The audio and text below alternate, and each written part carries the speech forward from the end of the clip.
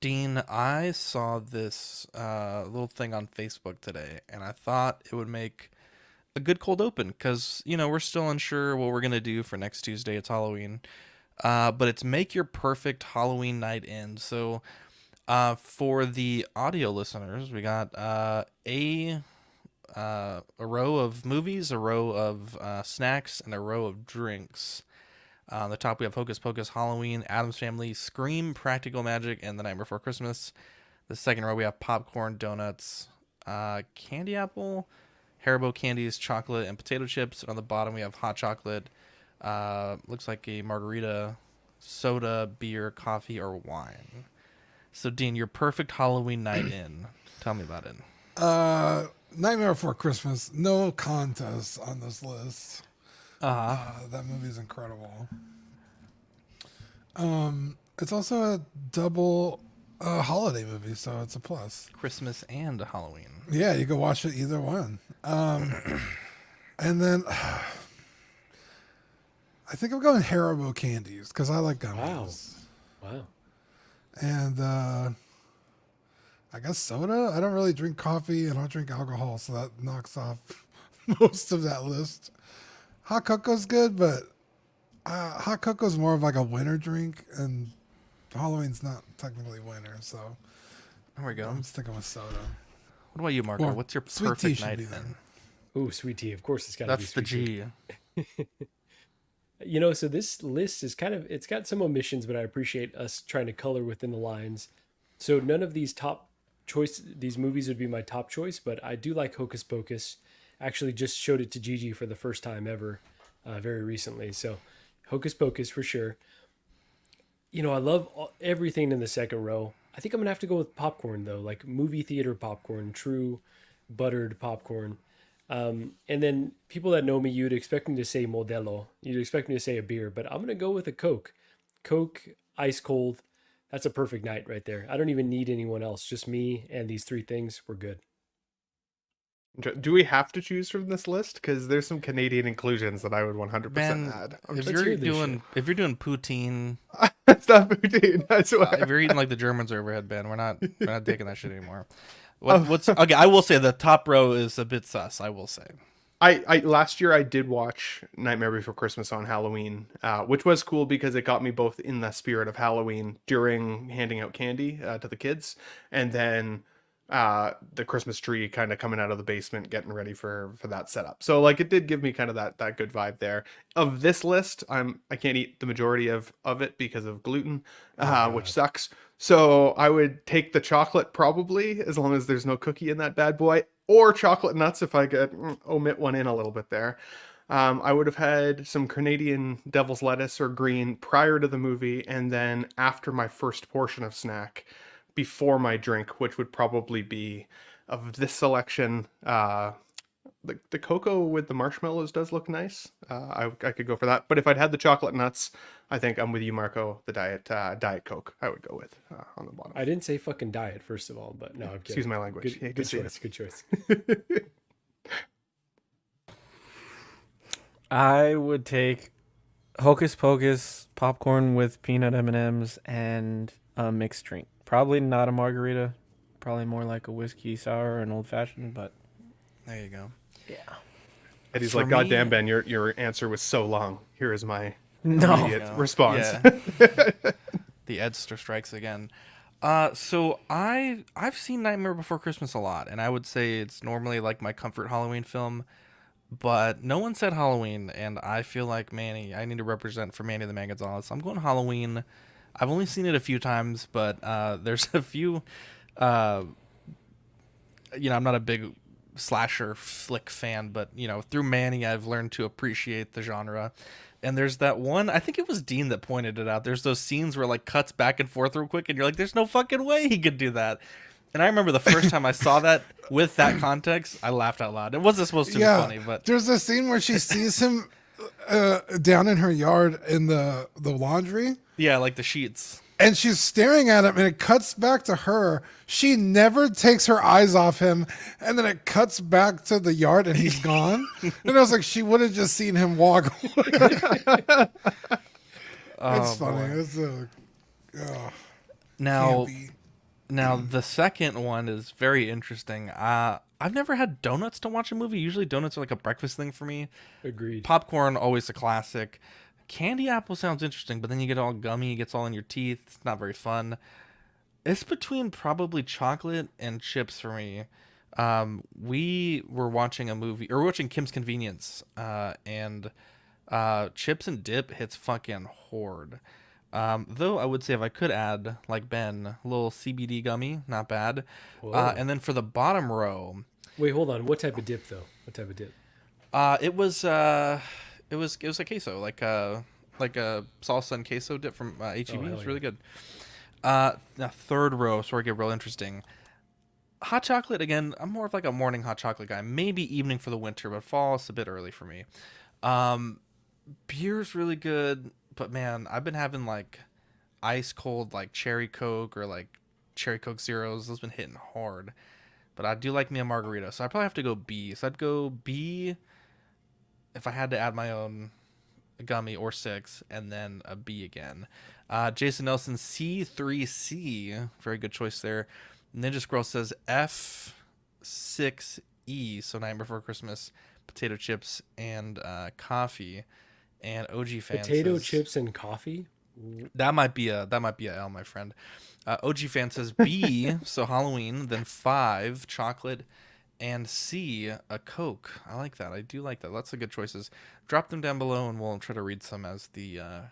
If the candy Show. apple was caramel with nuts covering it, that would also potentially be a win. Those are way better, in my opinion, than the candy apple. Do you actually I like can't- nuts that much? Are you just Surprisingly, leaning yes. into I it? didn't realize it until I started talking on YouTube.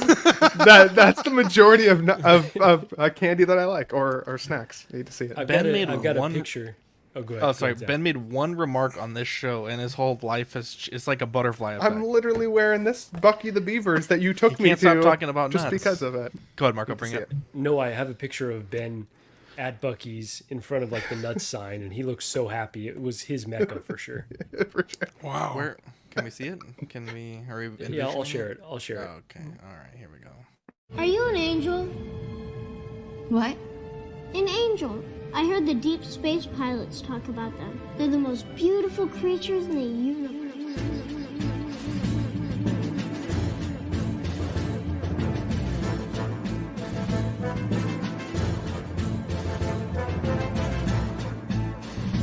Hello there. We are tonight's entertainment. We would be honored if you would join us. He's got a billion toys.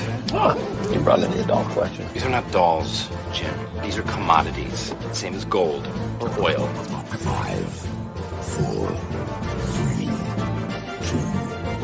1, 0. You are now listening to the Collecting Weekly podcast. This is the true form of lore gang right here. Very nice. YouTube.com/collectingweekly. Thank you very much. That's very cool. Big. Hey guys, my name is Zach. I'm Dean. I'm Marco. I'm Ben. I'm Eddie. Welcome to this week's episode of Collecting Weekly. It's a weekly podcast where my friends and I talk about the things that matter the most to us this week in collecting. That's right. We want to thank everyone, wherever you're watching us, whether it's live or on the replay, the YouTube studio audience, as I like to say, wherever you're at, you're a sweetheart. We have a great show planned for you guys tonight. Genuinely not a lot to talk about, but that has never stopped us from doing our best. We got Ben here in front of a Let's Go Nuts counter Sign? here, which is Wow. sign counter. Look at that. Those things were good hot- too. They were like warm and like. I mean, who took this crispy. photo? You couldn't get Ben a little bit more in the Those frame. nuts like- were pretty good. I know it also I makes me was look really able to- short, oddly, but Sneak some of those. Yeah, Ben's a giant. He's huge in many ways. The warm nuts though were incredible, Ben. So I'm good. with you there. So insane. good. Wow. We have some angels in the chat. We got Toy Mafia, Paul Schreiber, SpongeBob SquareBalls, Lane the Legend, Kramer, Collector Joey, Yomo, Mike B, Jason Nelson, Sayful, Ninja Squirrel. Let's see here. OG fan. I think I said Yomo, but it's okay. Ninja Squirrel, Ben Thomas Show, Jason Nelson, Moose. Love that guy. Let's see. Who else do we got here in the chat? I think that's it. Dean, we have a very special segment that we kick off all the best shows with. Yeah, you guys ready? Yes. It's new this week. Yeah. What'd you get new this week? I didn't get anything, I don't think. Yeah, so nothing from me. Wow. Let's see what Marco got. Jesus. Yeah, it was a hell of a week for me for sure. So this Doc Ock, I know there's been a lot of controversy around him. He doesn't photograph well. I tried to take some pictures of him. Doesn't look great in photos, but in hand, I know that sounds like a cop out, but in hand, he was great. The tentacles are awesome. I've got him kind of posed up with the two of them holding him up. I think that it looks like the actor too. Like in hand, I think it looks pretty good. So really, really pleased with this one. Glad I didn't sleep on it. And then Spider-Man 2, which we'll talk about a bit later. Having a great time with the game. The controller, did I need my fourth PS5 controller? Absolutely not. Gigi was like, why the fuck? But I'm very glad that I added it because it's like an incredible design. Got it right here where the Let's make it Venom, big. it's pretty much venomized, right? So kind of bleeding into the red. So the all black bleeding into the red.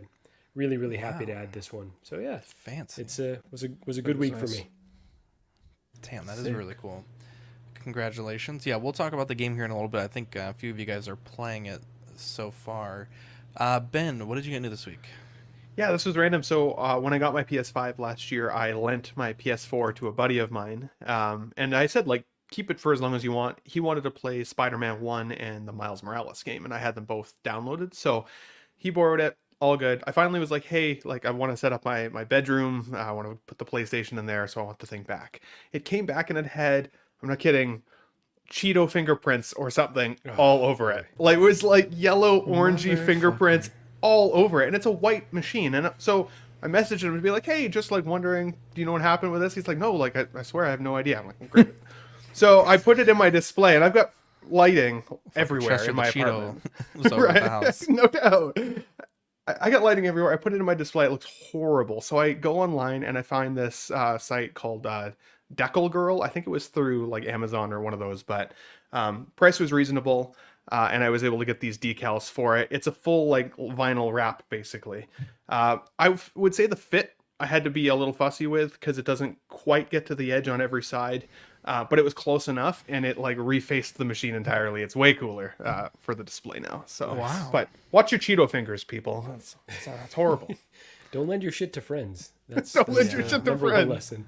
With kids. So are you using this to play your DVDs, or what's the end game? Yeah, this is the just DVDs, or even just like gaming in bed, right? Like I've still got Elden Ring on there, for example. I've been meaning to get together with Dean. Maybe I have to do a combo bedtime gaming with Dean. There we go. It could be sweet. Wow. But yeah, no, I've got a bunch of stuff that I've been trying to get caught up on from the PS4 days still, so might as well have it back. So Decal Girl seemed like it was pretty solid.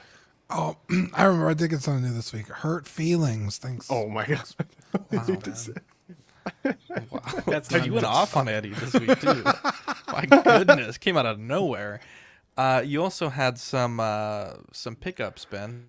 Yeah, so like I've missed a couple weeks because I was sick with COVID and a whole bunch of things. So it's like getting the band back together today. So this is more of my like new this month. I got the RoboCop 3 from Hot Toys and the original suit Black Panther. And I got them on the same day. And for me, that's really difficult because I like to give my figures like quite a bit of attention. And when I have two that I'm excited to open, like which one do you gravitate to first? So I did open the RoboCop 3 first. I love the figure. Like in my display lighting in like rooms like this where I've got different colors going on if I want to, it shines like insanely beautifully. And then this is under like light box lighting, and still you can see kind of the purples and the blues. It's fantastic. For me, it definitely looks like Peter Weller, especially in hand. So I can pass it off kind of as my RoboCop 1 or 2 version in my mind's eye. I don't have anything else to compare it to, so it looks pretty good. And I'll say, even though I'm not planning on using the jetpack, it's a beautiful little accessory. It's painted wonderfully. It's really, really cool. A little on the delicate side, but it'll stay probably in the box. And then Black Panther is fantastic in hand. A little boring though, almost in comparison to some of the rest of my figures lately. You know what I mean? Especially after looking at how beautiful the RoboCop is. I mean, it is a very dark suit. It just is kind of is what it is, but it's a great suit. I would say likeness wise though, I'm still not totally sold on it. I thought it would be better in hand, and it was one of those, it feels more like a 7.5, 8 out of 10. It's still a great figure. I love the body proportions. The suit looks beautiful. The face isn't selling it for me, though, so I've been keeping the head sculpt on right now, holding the mask, but I think I might switch it back to the mask. So, Wow. yeah, but good pickups. Good month. Very, very cool. Eddie, what'd you get this week? So I finally got Robin to go with my Keaton Batman. I say finally because I only got Keaton like a week ago, but I finally got them both. So that's awesome to have them both. I thought Marco was going to give me shit when I sent this picture because it's another Sonic figure, but I picked up Jet, the Sonic figure that I asked Dean about to see if they had made any Sonic Rider stuff. And yeah, I found this at Frankenson's when I went to pick up Robin. So it's going to go on my nostalgia shelf because I used to play the hell out of the game.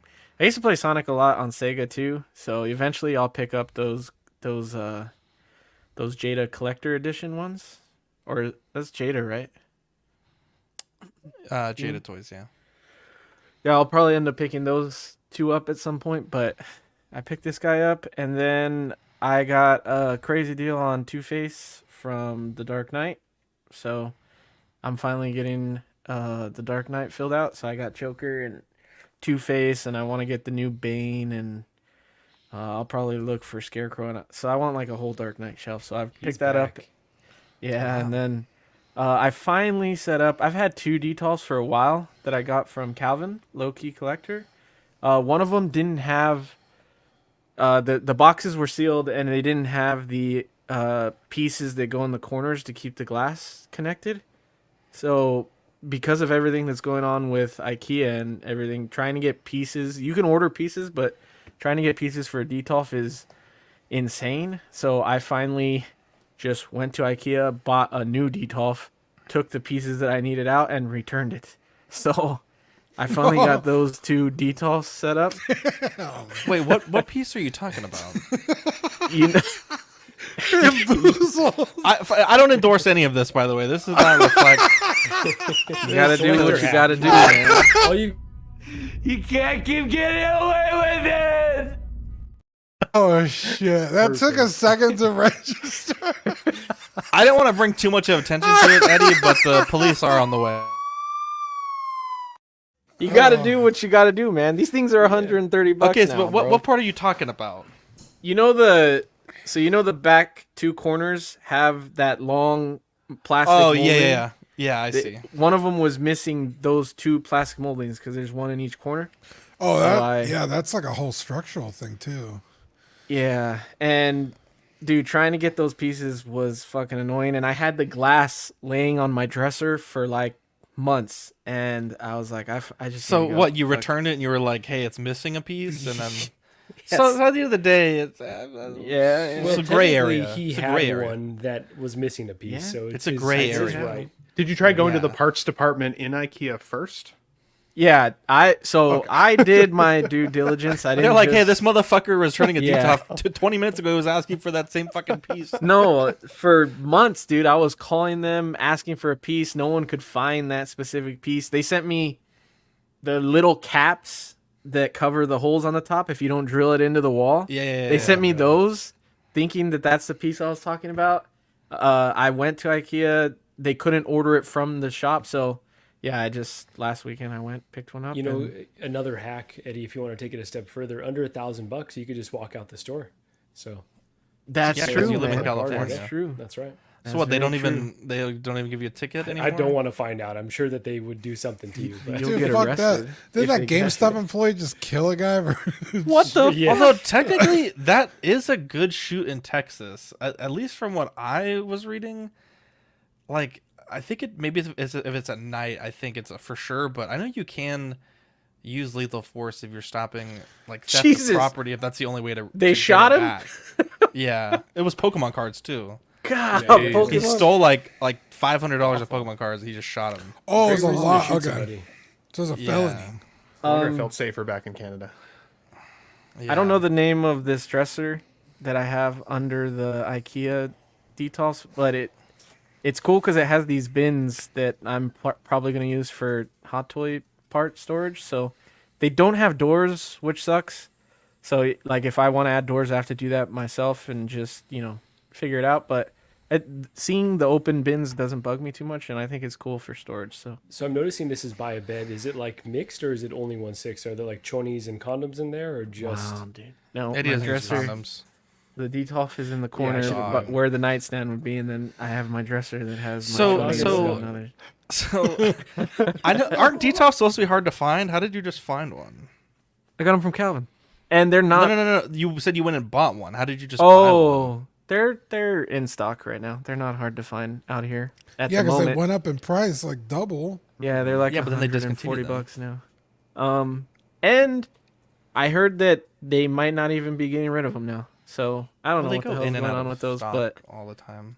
Yeah, I just imagine like someone being so excited to find a detox and they get home and like typically IKEA's fucking far, and they get home and they open it, it's fucking missing pieces. Poor guy. You hate to see it. Poor guy. Dude, I remember one time I needed a detox really bad. I drove all the way to Houston, and they were like, "Oh, we just sold out." I was like, No, fuck. That's 4 hours, right? I mean, yeah, but I was going that way anyway, so I was like, "Oh, I'll stop at IKEA, pick one up," and they had like literally sold out like an hour before I got there. Sean says it was Pokemon cards and Safel. Americans be Americaning. Yeah, I don't know. You gotta. It really depends. I think I know for sure if it's at night, you can shoot someone for stealing something. It has to be at night though. But then there's other. I gotta read the rules. Yeah, there's hours of operation rules. for shooting a guy. Yeah, I was super worried that they were gonna give me shit for taking the pieces out because I literally just opened the corner of the box, pulled the pieces out, and took it back like that. And I was like, they're gonna look at it and be like, "Sir, how the fuck did you know that these were missing just from opening this corner of the box?" Like I thought they were gonna say, but it's like Costco. I think they just take stuff back. They don't care. Think about how cheap their furniture is and how much they sell it for. What you said it was $130 for a detox now? Yeah. How much does it cost them to manufacture? I'm not forgiving what you did because it was wrong, but they're making a killing. I'm sorry, Dad. Yeah. I mean, they used to sell them for $60. Yeah. So it cost them what? But Dean, inflation. Come on. They've got to charge more than double now. Yeah. Insane. In a matter of like literally a year and a half, it went up more than double. Oh man. Wow. Apparently, yeah. You can prevent arson, burglary, robbery, and aggravated robbery, theft at night, or criminal mischief during nighttime. What's the difference between theft and robbery? Someone Google that and put in the chat.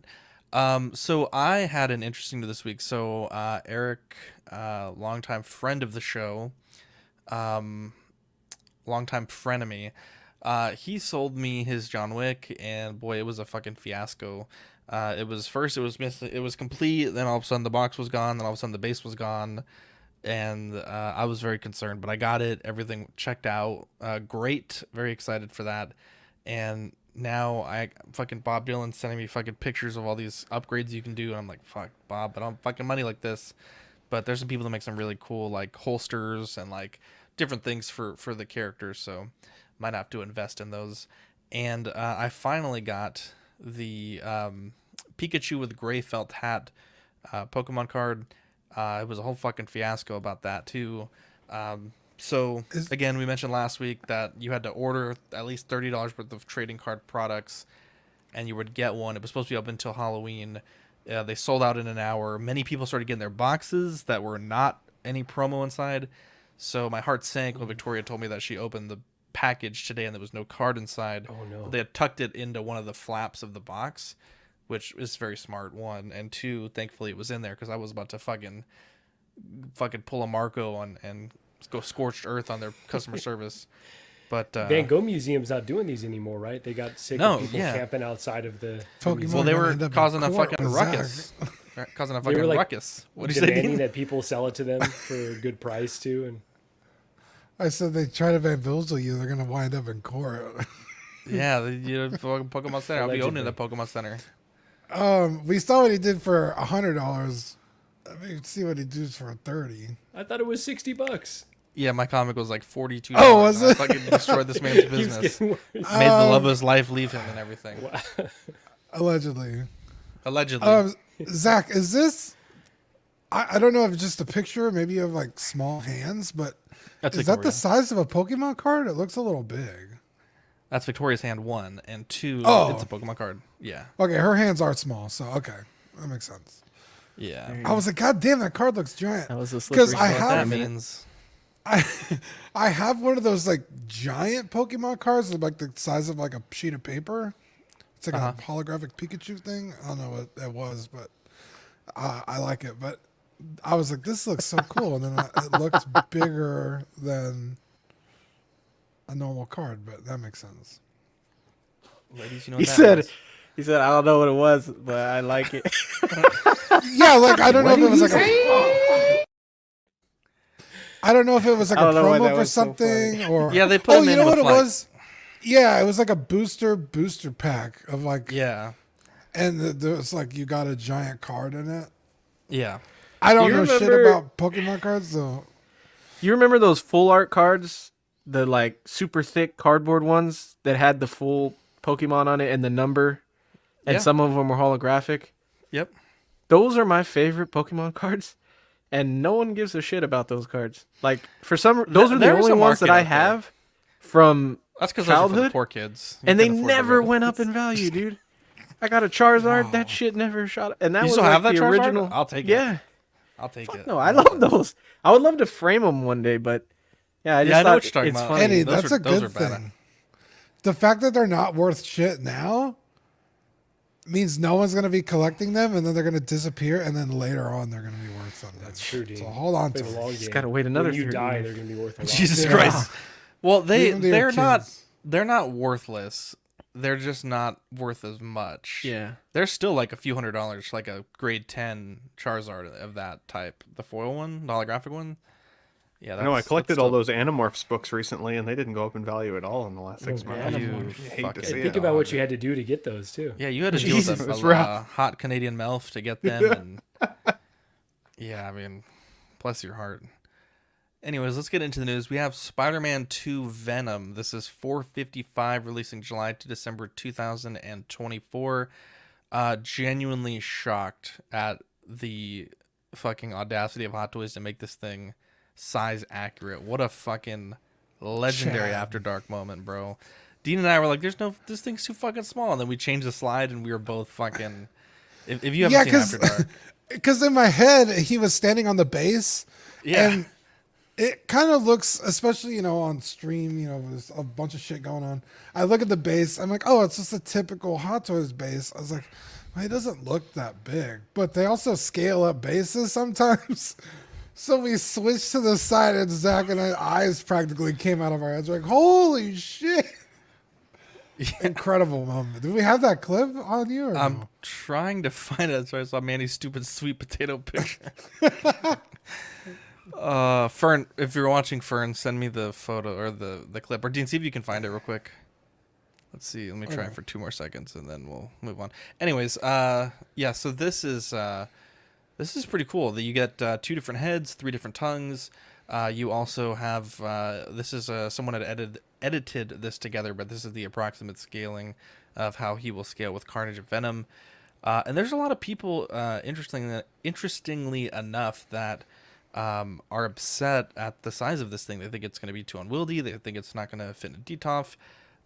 But I think this goes back to what I constantly say. It's like, do you want it to look good or do you want it to be accurate? Because I think this is very accurate to the game. I haven't played it, but I've seen the different stills.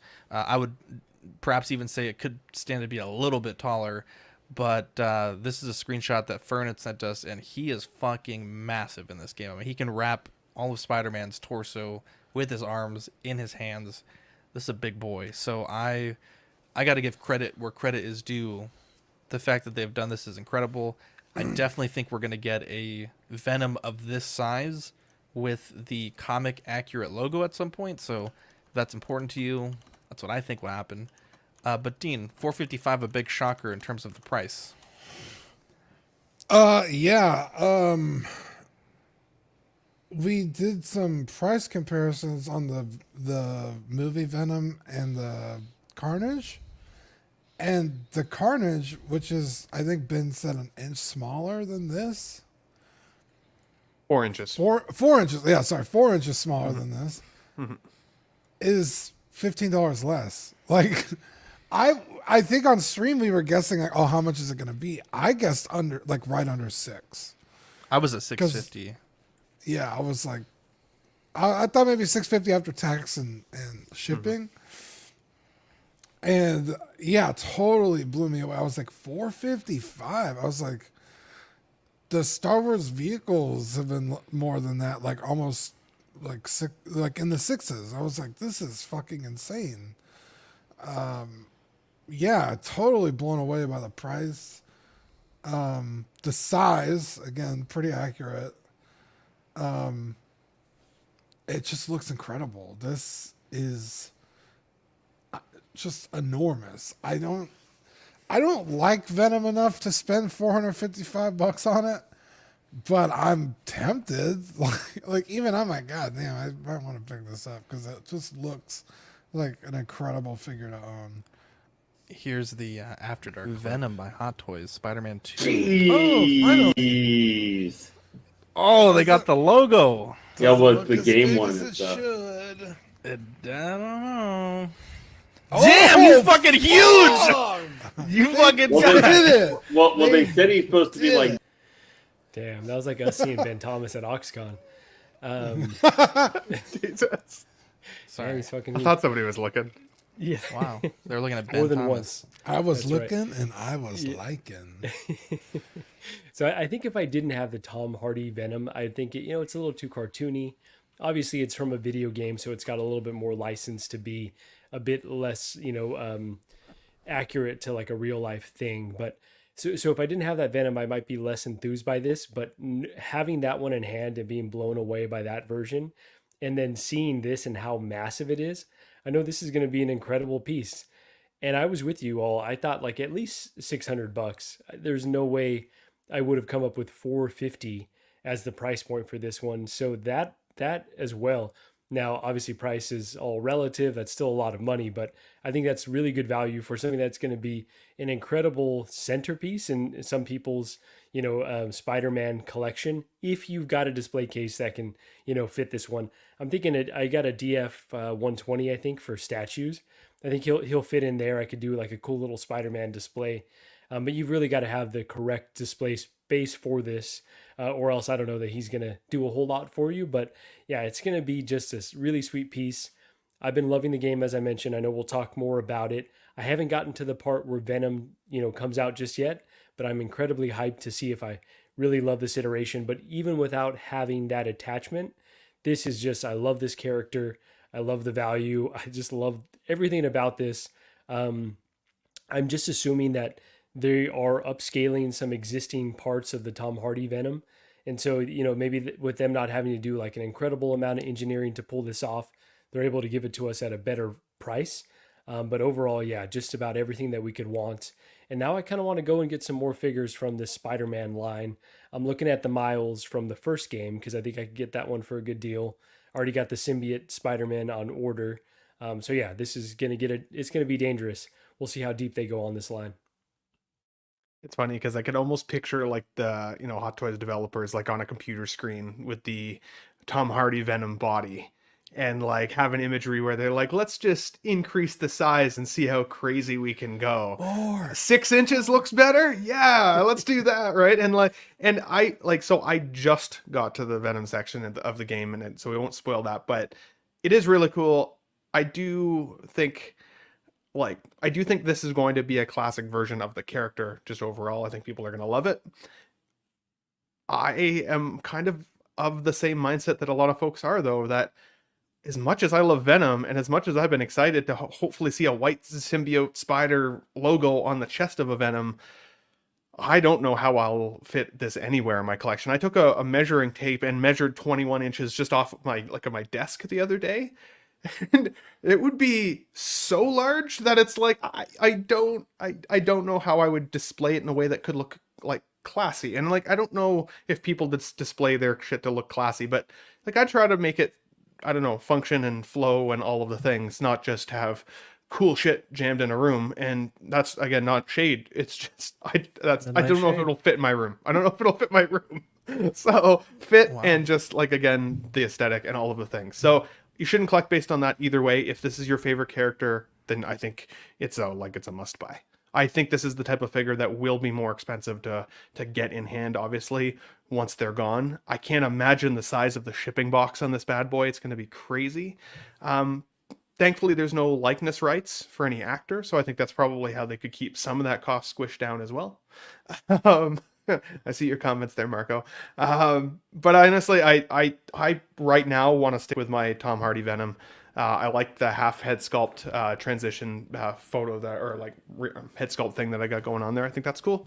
This one I may skip on. It does give me hope though that we'll see more of an even more so like comic inspired version of a Venom at some point. Because like when I close my eyes, I picture a slightly different symbiote logo and some like blacks and blues in there. You know, like some shimmers of blue as opposed to kind of what we're seeing here. So gives me hope that we might see that down the line, and I think I could wait for it. My collection of this stuff is going to live in the game. I'm going to try and platinum the game. I'm going to try and unlock every suit and all the characters and have fun with it. And it'll happen. I think you're spot on, especially with us seeing that comic accurate Iron Man. They're probably going to do more of those. They've already got the engineering for it. Just put a spider logo, give us a more comic accurate face, and yeah, they'll do it. 100%. They did that classic Spider-Man too. People were not Very as true. excited for that one as they were for this Iron Man. But yeah, I think this is supposed to be more like in the comics. Monster Venom was like huge, and the symbol looked like that too with the like jagged legs. If you like the game and everything, I think it's cool. And if you wanted a Venom that at least had the symbol, then that's cool. For me, he's way too big. Like the Venom books that I read and like Venom that I used to see in games that I played as a kid was more the Eddie Brock Venom that wasn't much bigger than Spider-Man. Even the Tom Hardy one's a little bit bigger than Eddie Brock Venom would have been. But so that's like my preferred Venom. And also like I wouldn't have anywhere to put this because it's like a quarter scale figure almost. You want the Topher Grace one though, right?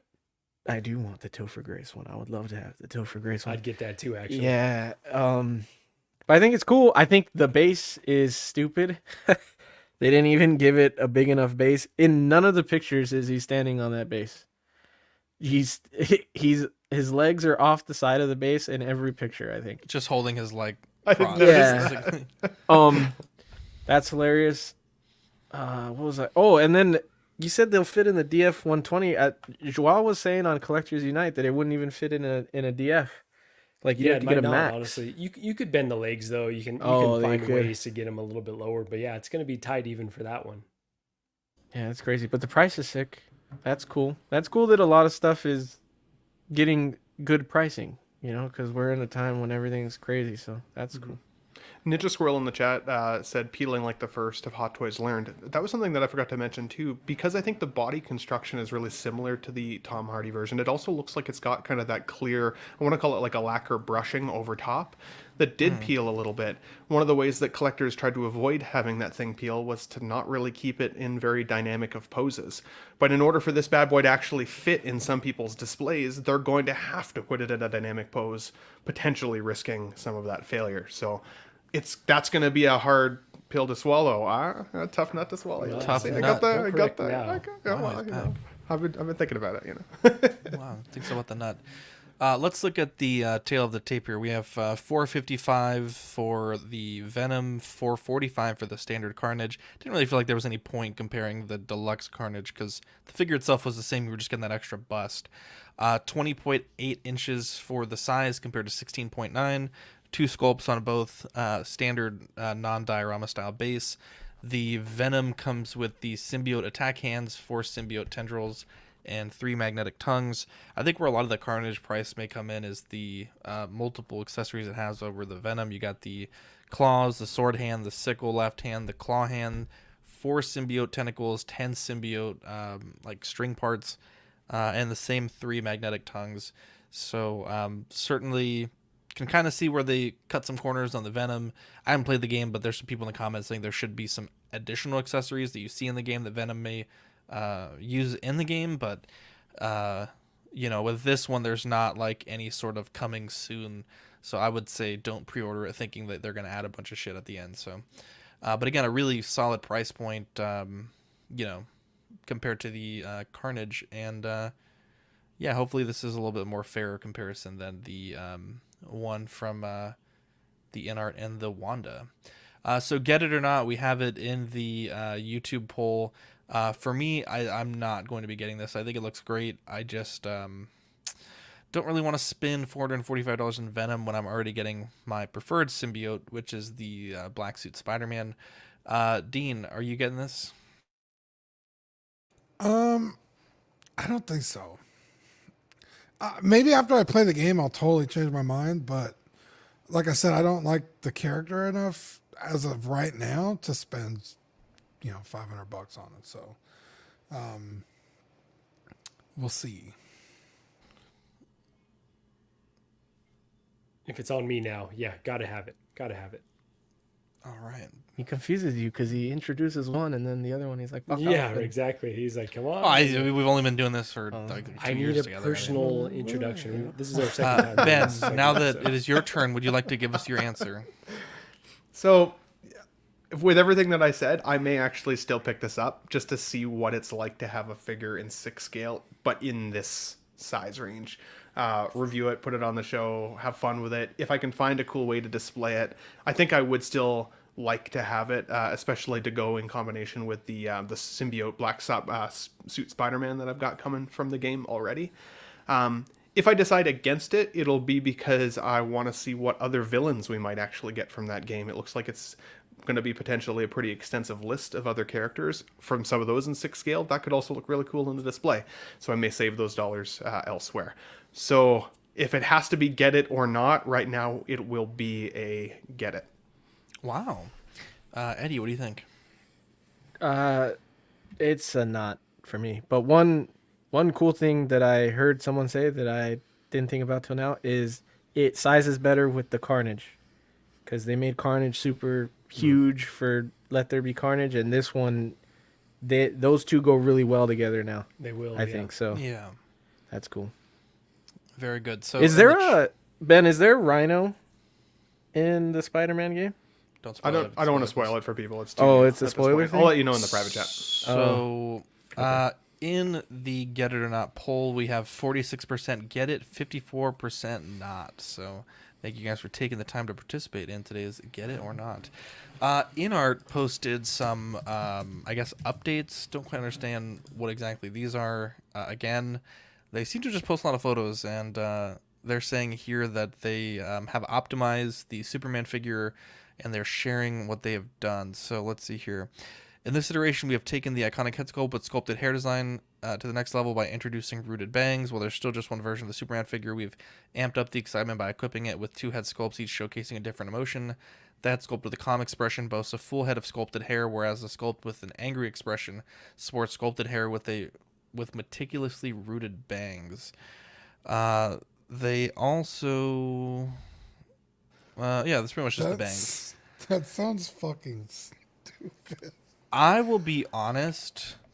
I think this is pretty pointless, and I appreciate that you can perhaps get a little bit more of expression with the bang, but I don't really know how much extra you're gonna get over like a sculpted piece of bang. One single bang, yeah. Hey man, some people only get one. We're not all Ben. We only get one Ben. Wow. Yeah, and I guess as I'm reading this now, I think Safewell's right. These aren't really updates. They're just posting the same thing over and over again. So let's skip over this. Maybe we'll have to filter these out a little bit better. But I did want to talk about this. So these are photos supposedly from the Bangkok show that InArt had this weekend. I haven't been able to confirm if that is the case. I did see some photos of their display, and these did not look like the same displays. But I did reach out to John for comment, and he has not written back yet. But I know it's this constant discussion that we've had on the show. It's like, what is, I guess, the improvement that InArt has to make for these magnetic bases? Now, Eddie, I know that you yourself have not had problems, but I would say more people have had problems and have not had problems. And when you look at this sort of, it looks like almost someone like just tackled the case. Like everything has fallen over. You got Batman falling over. I love. You got the Michael Jackson lean Joker. Dean, can you defend this in a Trump voice? Like, we did not pose these figures. These figures were not posed by us. They were posed by hacks. The worst people, they really are. Worst posers in the game. We've got the best magnets. The best magnets. I'm thinking that somebody bumped into these because, like you said, everything in the case is disheveled, not just the figures. Do you think that their next round of orders needs to address the magnet situation? Because again, outside of these being bumped into, I think like just put like a single crotch grabber in there just for prosperity's sake. Like, you don't have to use it if you're like Eddie and you're good at doing this. You don't have the problem, but some people do. Some people do have that problem. Give them the option to, like I said, just one of those singular claws things that doesn't really touch your figure at all if you don't want it to. But if it, starts to lean forward, it'll grab it.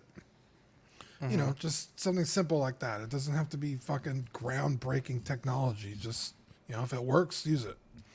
Apparently, Blue is saying that John in one of the comments said these were old prototypes. I didn't see that comment. We pulled these photos from the 1/6 Kit Facebook group. My apologies. I'll say that I may or may not have seen it slightly tilting forward from time to time. You go in and you fix it before it falls over, and then you're good. Here you go. Here you go. Wait, hang on. What did he say? Wait. He never fell. He never fell over. But you every now and then you might see him, a touch more forward than he was when you set him up, and you just got to go in there, fix it real quick, and then you're good. So what do you think? Base gate, is it a thing? Is it not a thing? I think it's where I don't use my bases anymore on the Jokers. Just because, the same thing. Like, I started seeing them tilting. I had it in one position for a long time. It was totally fine. I went and reposed it and didn't spend like a long time getting it exactly right. And then it started to lean.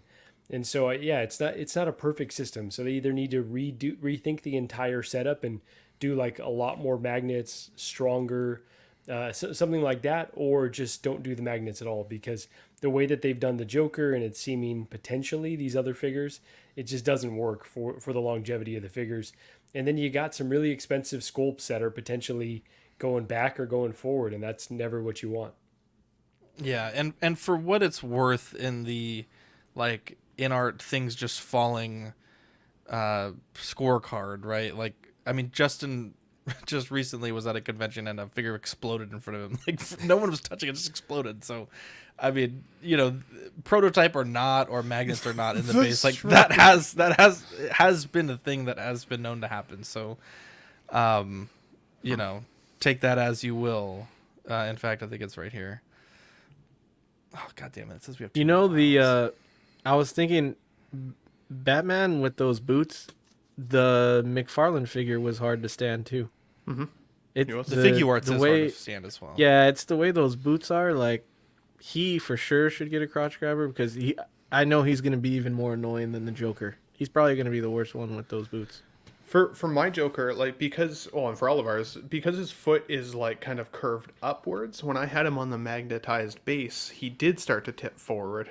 When I put him literally just straight off the counter, like right on the shelf, with just a little blue tack under his foot, he's been fine ever since. So for me, blue tack is my treat when it comes to no base living. I now live in an apartment building, so it's a lot more shaky here than my old house in the basement was, and the figures have been fine.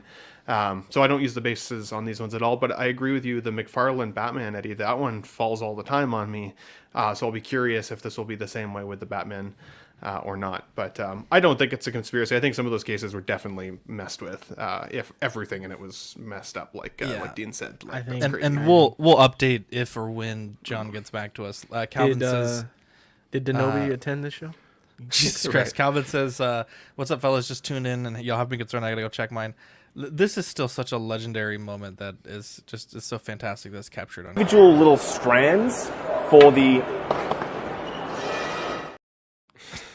Motherfucker. I mean, It looks like he his doesn't face. ever sleep ever.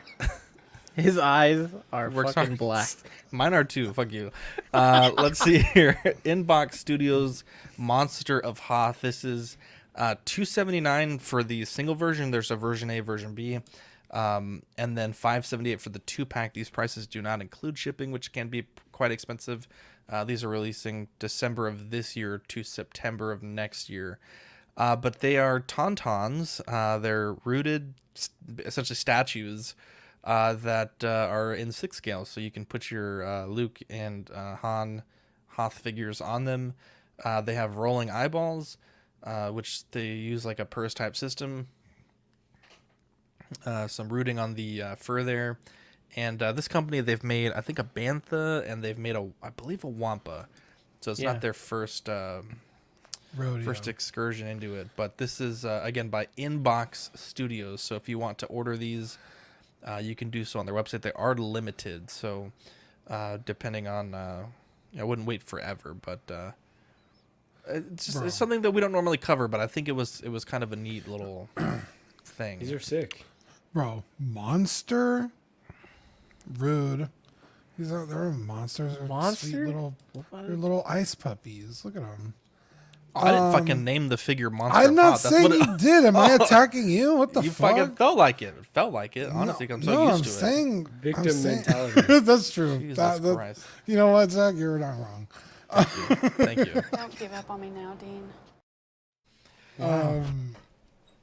Yeah, I like these. $500 for a 2-pack? That's not bad. That's awesome. $578 plus Okay, but shipping, which still. was supposedly, I think on some people that got their other stuff, they were like $150 to $200 a ship. The fucking dewback is more than that. Granted, the dewback's bigger, but it's not rooted. It doesn't really do anything. So the fact that you get 2, the only thing is, they can put old Sideshow figures on this. Those aren't very good. They're not bad, but they're not great. It's like we need new versions of those characters to really like. What? Do we think that Hot Toys, if they ever made a Han and Luke, which I don't think they would ever make another Han, but if they made a Hoth Han and a Hoth Luke, given that they've made the dewback, can you see them making Tauntaun A and B? Yeah. I sure. Or hope I think so. they'd probably make Tauntaun A with swap out parts so you could differentiate it, but I don't think it'd be 2 completely different Tauntauns like this. They seem not to care that much about the original trilogy at this point, though. We're just not getting as many figures as we should. So I'm not very hopeful that would happen, but it would be incredible. And I really hope it does. Yeah, Danny, you can order these on their Inbox Studios Facebook page. Again, those old Sideshow figures aren't terrible figures. They're not. But You know how much they sell for? Like $300-400 probably. They're pretty expensive. they're like the only versions you could get of these guys. So I think Danny just picked up the blue coated Han when I was with him for like $250. It wasn't a lot. Yeah, I'd want this, but I'd need either Han or Luke. Yeah, if I already own those figures, I would definitely get these. But since I don't, I got to spend another potentially $600 on top of the $600. It's just not going to happen. It's interesting because they look almost underscaled to me, so I was curious how they actually scaled based on the measurements that were provided. But the thing is 24 inches wide, so it's almost 2 feet wide, which is pretty crazy. I do think, especially since we saw the dewback, I feel like I've heard a lot of collectors say, well, I wouldn't get the dewback, but I'd totally get the Tauntauns.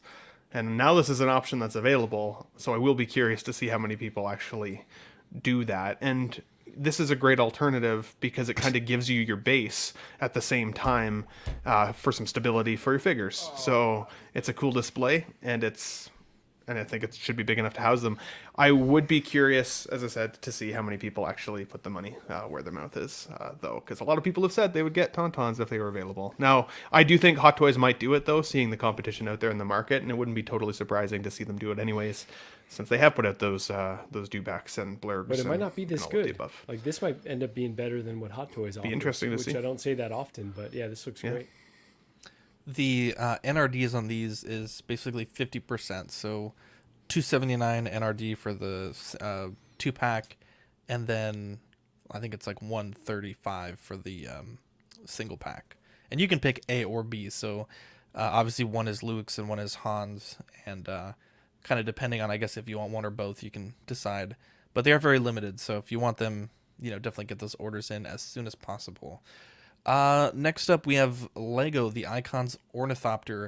A little bit of a nitpick here because they call it the Atreides Royal Ornithopter, but in the film, it's implied, and in the book, I'm almost sure it's confirmed that these are just like the planet's ornithopters.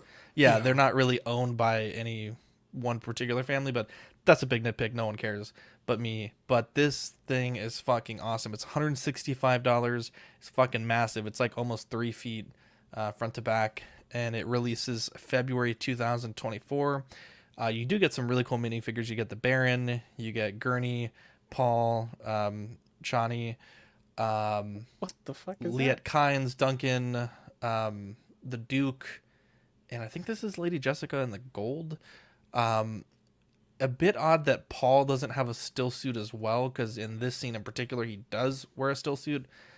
And I guess I've heard the argument like, oh, you just take Chani's because everyone else needs one that's supposedly in the Ornithopter, but it's, kind of just like, why didn't y'all just give Paul the actual fucking thing he wears in this scene? But and then you also get the Baron, which is a fucking incredible design for a minifigure. That's pretty sick that they pulled that off. That I would not think that they do something like that. Yeah, and it has folding landing gear. It's supposedly minifig scale, so the pilots actually sit in the seats.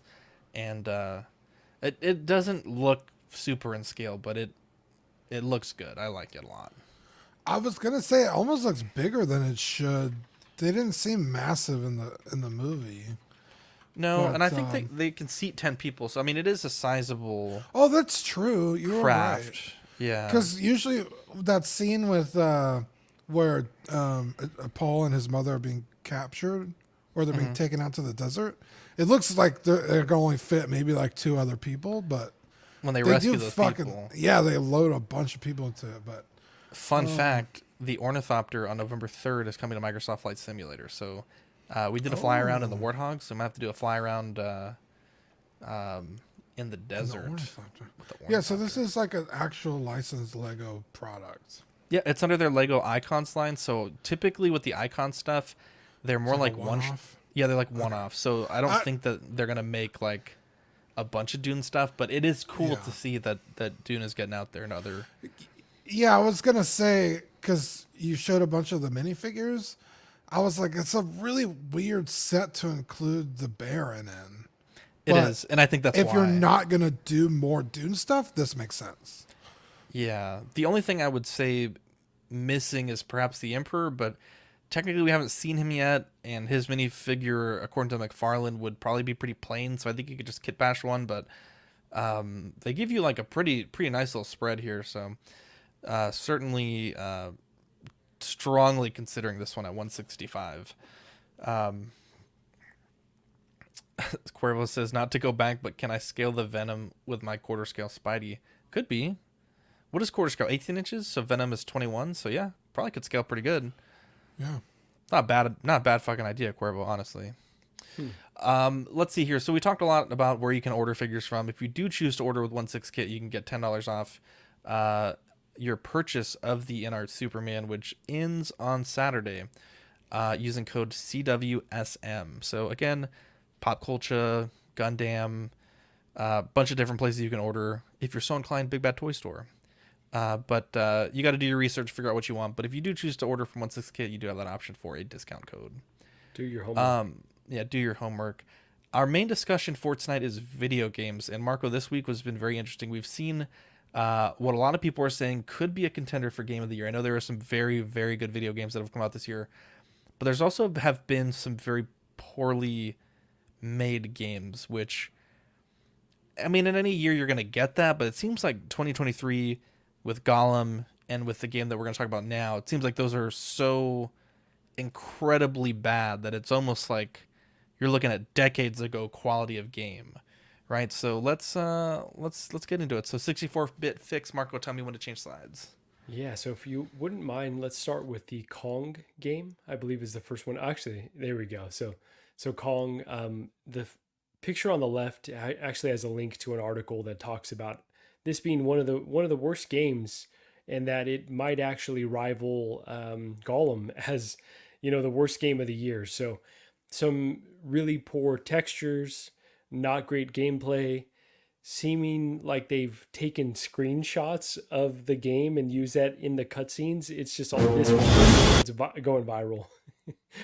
Absolutely going viral here. And there we go, the screenshots.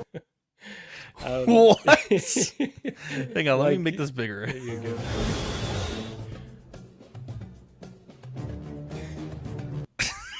Jesus Christ. What the fuck? That did look like a is screenshot. that? New Kong Game of the Year edition. Sorry, what year did you say this game is, Marco? It came out this just week. Came out $50 Oh. game as well. So I think that's the the tough part here, the tough nut to swallow, if you will, is that the price that they're asking for both Gollum and this, and also the quality of games out in the market that demand your $50 plus, right? There's just these don't belong in that conversation. So it's studios trying to cash in on maybe the gaming craze and the amount of money that are out there. And it's just really, really horrendous showing. So hoping that this one gets recalled if it hasn't already. And yeah, not much more to say, but what do you guys think about that one? Yeah, they should bury that one in the desert like they did back in the day with those Atari games. Call it a day. Yeah, this is... What the fuck? They literally just did a screenshot. Is that not the most wild shit you've Is that ever a seen? cutscene? It's a cutscene. Oh my god. This is... Looks like something on the Ben I Thomas. thought maybe it channel. was like a preview or like It's a like Ben's commercial. new channel intro. It's just... he had a fucking COVID fever and he's making channel intros, Ben. Come on. I actually sent Marco a clip that I think you might be able to use as well, which is pretty funny. But it's not even like I can accept when games don't go for ultra realism, right? Like Zelda the Wind Waker, at a time when everyone was pushing that like 3D like ultra realism, like that game has held up incredibly well. Sprite artwork holds up incredibly well. Well, but it's like they were also at the whim of their own technology. The GameCube wasn't exactly Metroid powerful. Prime was a launch title, and it looked. What I'm saying is, they're clearly not doing this intentionally. Like it's not supposed to look this funny, is what I'm saying. Yeah, and it. Now I've read that the team was 20 people or whatever, which I don't think is necessarily an excuse because there's games that have been developed by one person that are just incredible games, right? And so I don't know that that's really an excuse, yeah. But yeah, and it's wild when you see like Gollum and you're like, a game could not possibly be worse than Gollum, and then like 3 months later this happens and it's like, holy shit, like how does this happen? And like Lord of the Rings, a massive franchise, King Kong, and the whole Godzilla monsters sort of IP stuff, like massive franchises that this is happening to. It is fucking wild. I don't know how at any point someone didn't look at this and just say like, we either need to pause, we need to extend the development time. Yeah. And it's not even like you just like there's a patch that needs to be done or something needs to be like, the whole game is just bad, and I don't understand how it got to this point. Yeah, especially because like when you look at games like, say, Cyberpunk, which was in development for like 15 years, and it was finally getting to the point where it's like, guys, you need to shit or get off the pot and release this fucking game. I could understand how some corners may have been cut and they needed to fix things after the fact. I could cut some, slack there. But who the fuck was waiting for this game? Who was like, get Kong on the shelves tomorrow, right fucking now? You need to fucking, like, who? Who was pushing these people to release this way? Nobody. This is fucking crazy that this was released. I've never seen a fucking JPEG, not only in a cutscene, but it's not even the full screen and it's not even HD. It looks like a Polaroid. Like, what the fuck is this? Dean, this is just an artistic choice like the Flash movie CGI. Don't worry about it. Oh, okay. Just an artistic choice. Yeah. Yeah, we've just seen this year has been a fucking travesty in video games. You know, this I didn't even realize it was this bad. I just heard people say it was bad.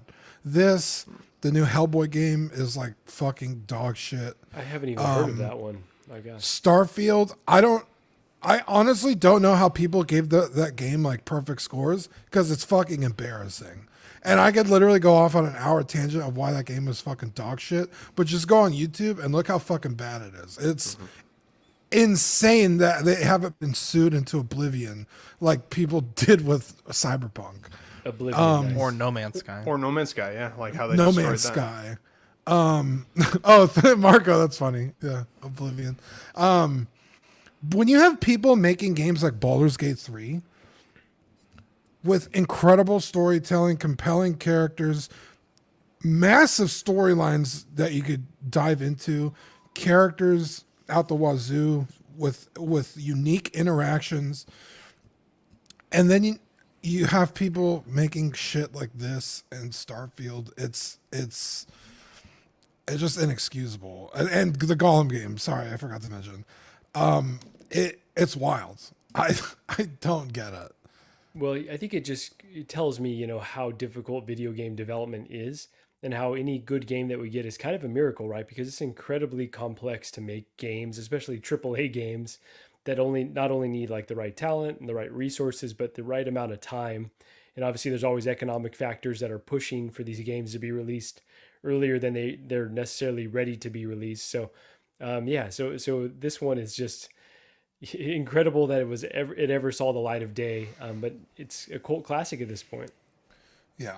Ninja Scroll says Squadron 42 looks bananas. Squadron 42, those of you who don't know, has been in development for, I don't know, 12 years, 15 years. But those developers let you play the game while they're making it. So you could play Star Citizen, which they call their persistent universe.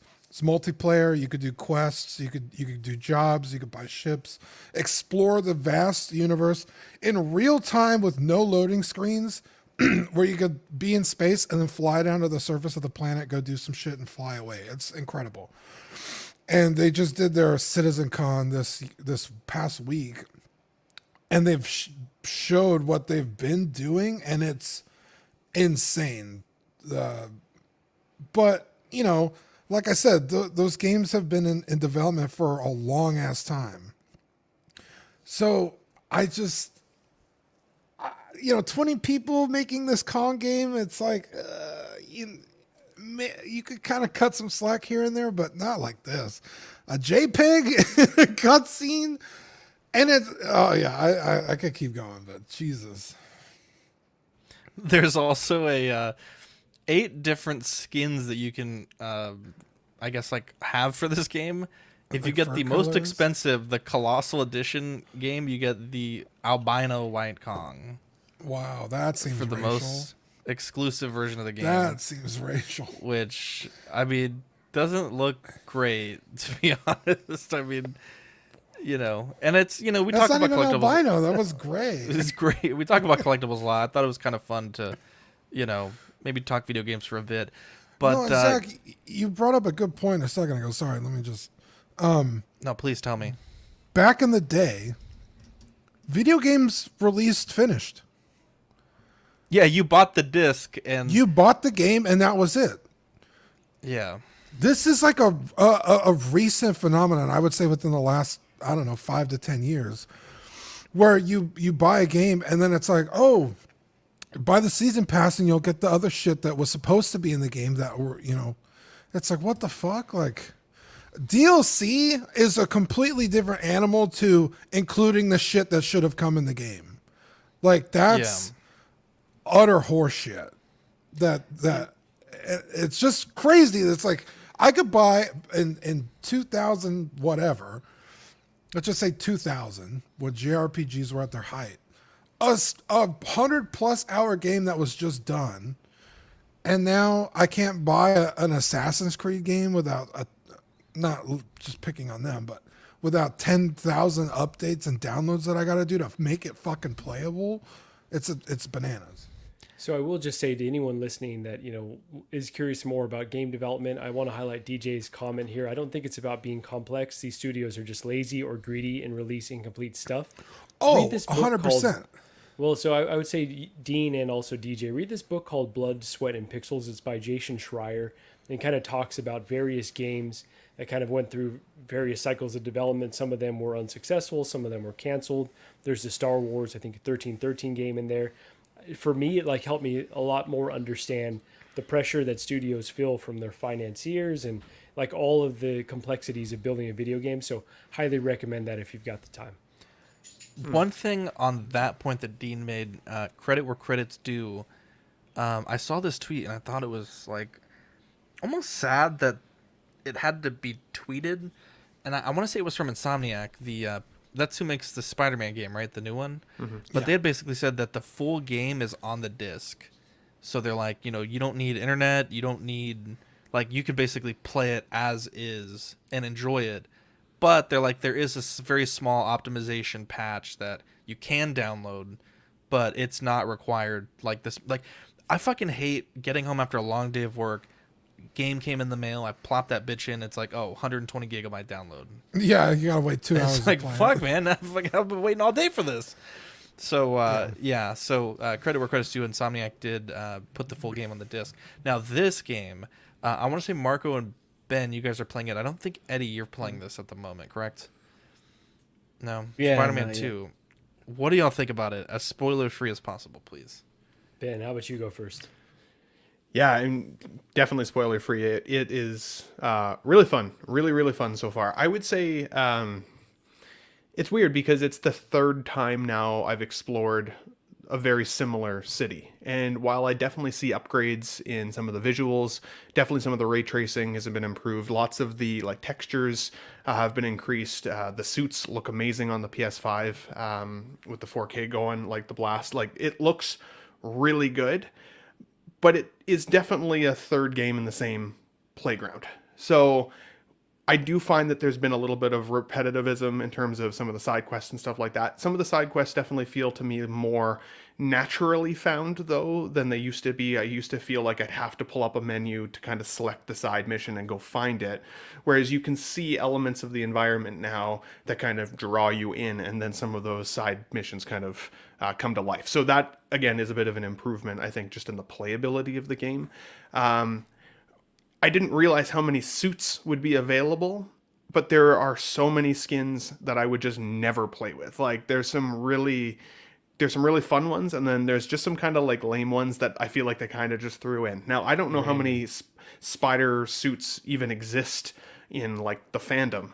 So for all I know, like this is just, again, a small selection of what we'll still see in the future. I still haven't unlocked all of them yet.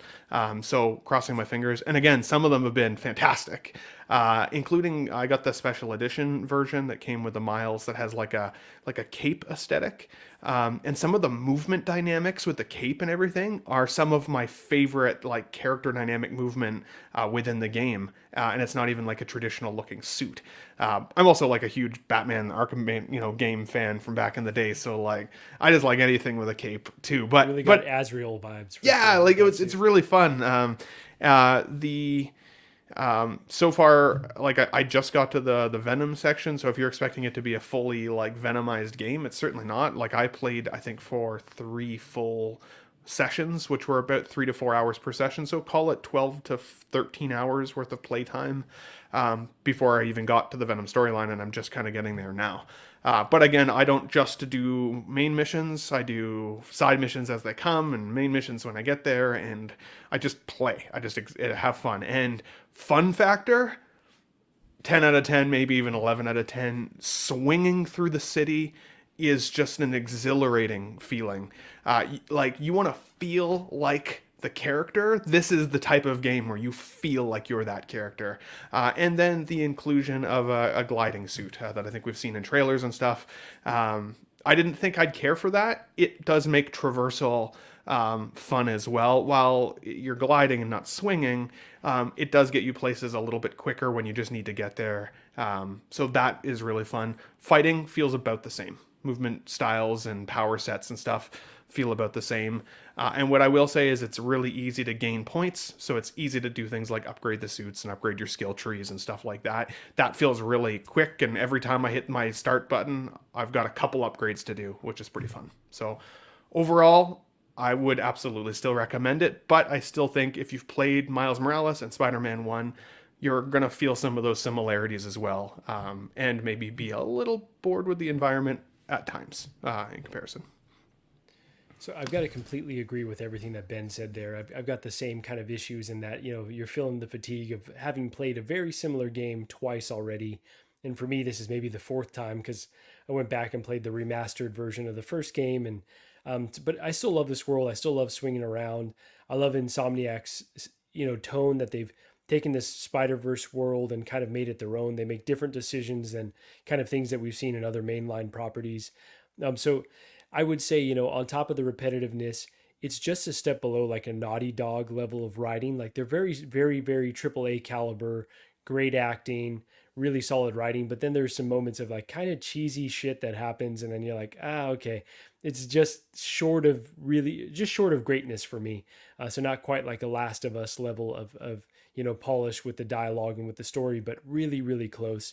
And excited to see. I would give Insomniac all of the games, all of the Marvel characters. I know they're doing a Wolverine, but there's some allusions to other characters in the universe, I will say. So I would love to see, as many Marvel characters as they can handle, give them all of them, because I think they knocked this out of the park, just about as close to, a top game of the PS5 that I've played so far. I'm trying to think, I've played God of War. There's been very few like must play PS5 games for me personally. And this one is at the very top. So really enjoying my time and highly recommend. I know speaking with Joao, he's like, well, it's only a 90 on Metacritic. And so it's not quite great. And I was like, playing it does feel like a very great experience. So if you're worried about the level of greatness for this, if that's your barometer, I'd say, maybe it's not going to meet your expectations, but it's really, really solid and highly recommend you playing it. 90 is pretty high. It's pretty high. I would give most games less than 80. Yeah. Ninja Squirrel says they messed up the Puerto Rican flag in the game, not just at Miles' house. They put the Cuban flag instead, which is a very similar flag. I will give you that. The colors are swapped with the red and the blue. But that's like a Google search. I don't understand how that is even possible to fuck that up. Especially because they've done it before, right? They made the Miles game without the Cuban flag. What gives? Are we sure Ninja Squirrel isn't colorblind? No, it's a big thing. P-Rock was complaining about it. And he says there's some bugs where you get trapped inside buildings or cars and stuff. And games have glitches. They have bugs. I get that. Even, back in the day, things weren't perfect. But it's as simple as patching it with a simple download instead of the game's completely unplayable from launch. And I did hit a game-breaking bug that I was able to fix by loading an earlier save. So it was an annoyance, but that's been my biggest issue and didn't break the game for me overall. Is that a spoiler? Like, can you say what happened? I don't want to say where it is, but yeah, it just basically stopped me from making progress. Like a prompt wasn't coming up, so then I had to load an earlier save. Oh shit, yeah. Yeah, we've said this about movies too. You gotta play them yourself or watch them yourself.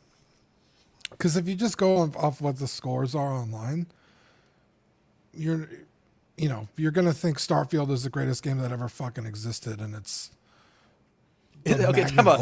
You've said this twice. What is for the uninitiated? What is the Can you give me like a surface level? What the problem is? Yes. The illusion of choice. I know what you're talking about. So are you talking about like choices you make don't actually don't have consequences? And then I've also heard the mission will always end the way they intended it to end, no matter regardless what choice. Sure. And then it's not open world. Like the planets, you're like going onto a seat of the planet, but you're not actually and No Man's Sky, you can actually like circumnavigate a whole right. planet. And if you want to go to a certain point of the map, you can't even walk there. You're in You get a wall. bubbles. Yeah. And then you have to leave and then go back. Like through load People will just start floating. Like they'll just start rising until you like can't interact with them anymore. Sometimes when you leave the planet, your ship won't load correctly, and you're in space in like what looks like your ship, but it's not there. It's like just the inside of your ship, so you don't have any weapons. And if you get into a fight, you're basically fucked. I could literally go on and on about why that game is such fucking dog It was the shit. load screens that disappointed me the most. Yeah, 'Cause it's even No Man's Sky, for all its faults at launch, what the game has become is pretty wonderful, and the ability to go from space to fly down and land on the planet, explore to your heart's content, get back in your ship and fly away again Without a is load amazing. screen. Whereas, like, that's what people wanted, I think, out of this game in a lot of ways, but with all of the other elements, like Dean had mentioned too, and just none of those points are hitting on all cylinders. It is disappointing. And I said this a long time ago. You could go find the stream where I was like, it's a Bethesda game, so they're going to be using their shitty engine that just has aged poorly, and it's going to have the same glitches. And sure enough, the same glitches that are in as far back as what was the one before Oblivion? Fallout. Well, Fallout, but Oblivion. Morrowind? basically, yeah, Morrowind are present in this game. It's like, what the fuck are you people doing? And they don't fix those because it's a problem with the game engine. It's not something they could patch. It's just fucking bananas that they're, like I said, Yeah, they haven't been sued. I will agree with you that their game engine needed a whole refresh, and the fact that they keep kind of reusing a lot of pieces and the games feel a little samey, that does make them go from really a top tier developer to, you know, they're losing some traction to some other groups for sure.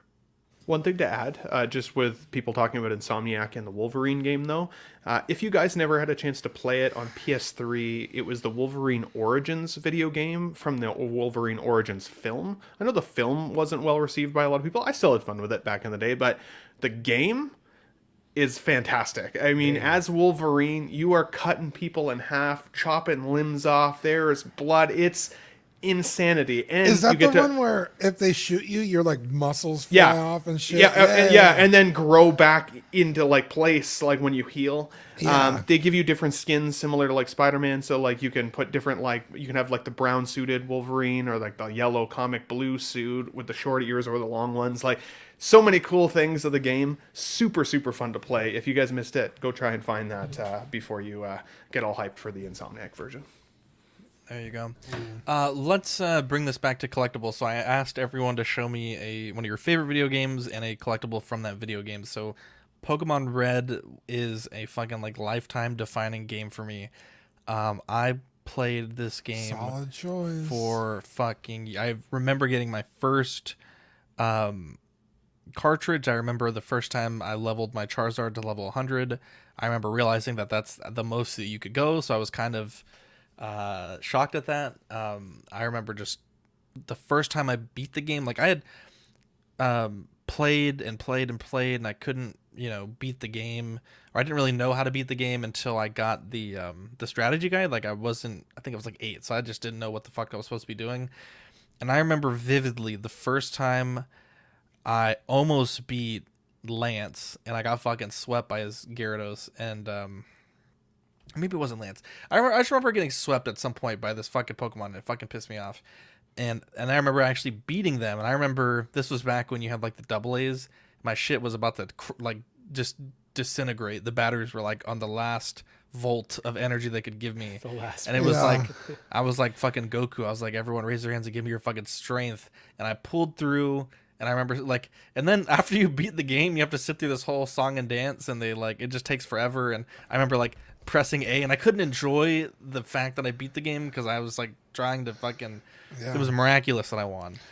And it was such a fond moment. And right now, since January, we've been kind of going very slow, but I've been playing Let's Go Pikachu with Vivi, which is based off of these games. So it's been a fun experience for her to experience like this part of my childhood.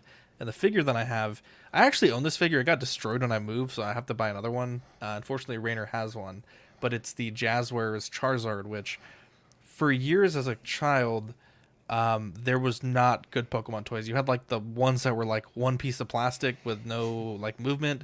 I remember there was one Charizard that was really cool when I was a kid, but by today's standard, not particularly good. Years ago, there was a missile shooting Charizard that was pretty cool, but again, no articulation really. And when this thing came out, it was a game changer, and I love this figure. Was super upset when it got destroyed when we moved, but this was a really cool piece, and I'm excited that Rainer has one that I can re-add to the collection. Who makes these? Jazzwares. It's called Pokemon Select, and actually, one of my favorite Pokemon from Silver, a Pokemon called Tyranitar. They just released that one. I have that one on order. It should be here this week. Oh, you saw it in the store? Yeah, I saw a couple of them, and I was tempted to get Suicune. Okay, Eddie, if you see a Suicune, let me know. I actually really want dude. There's probably one at my store right now.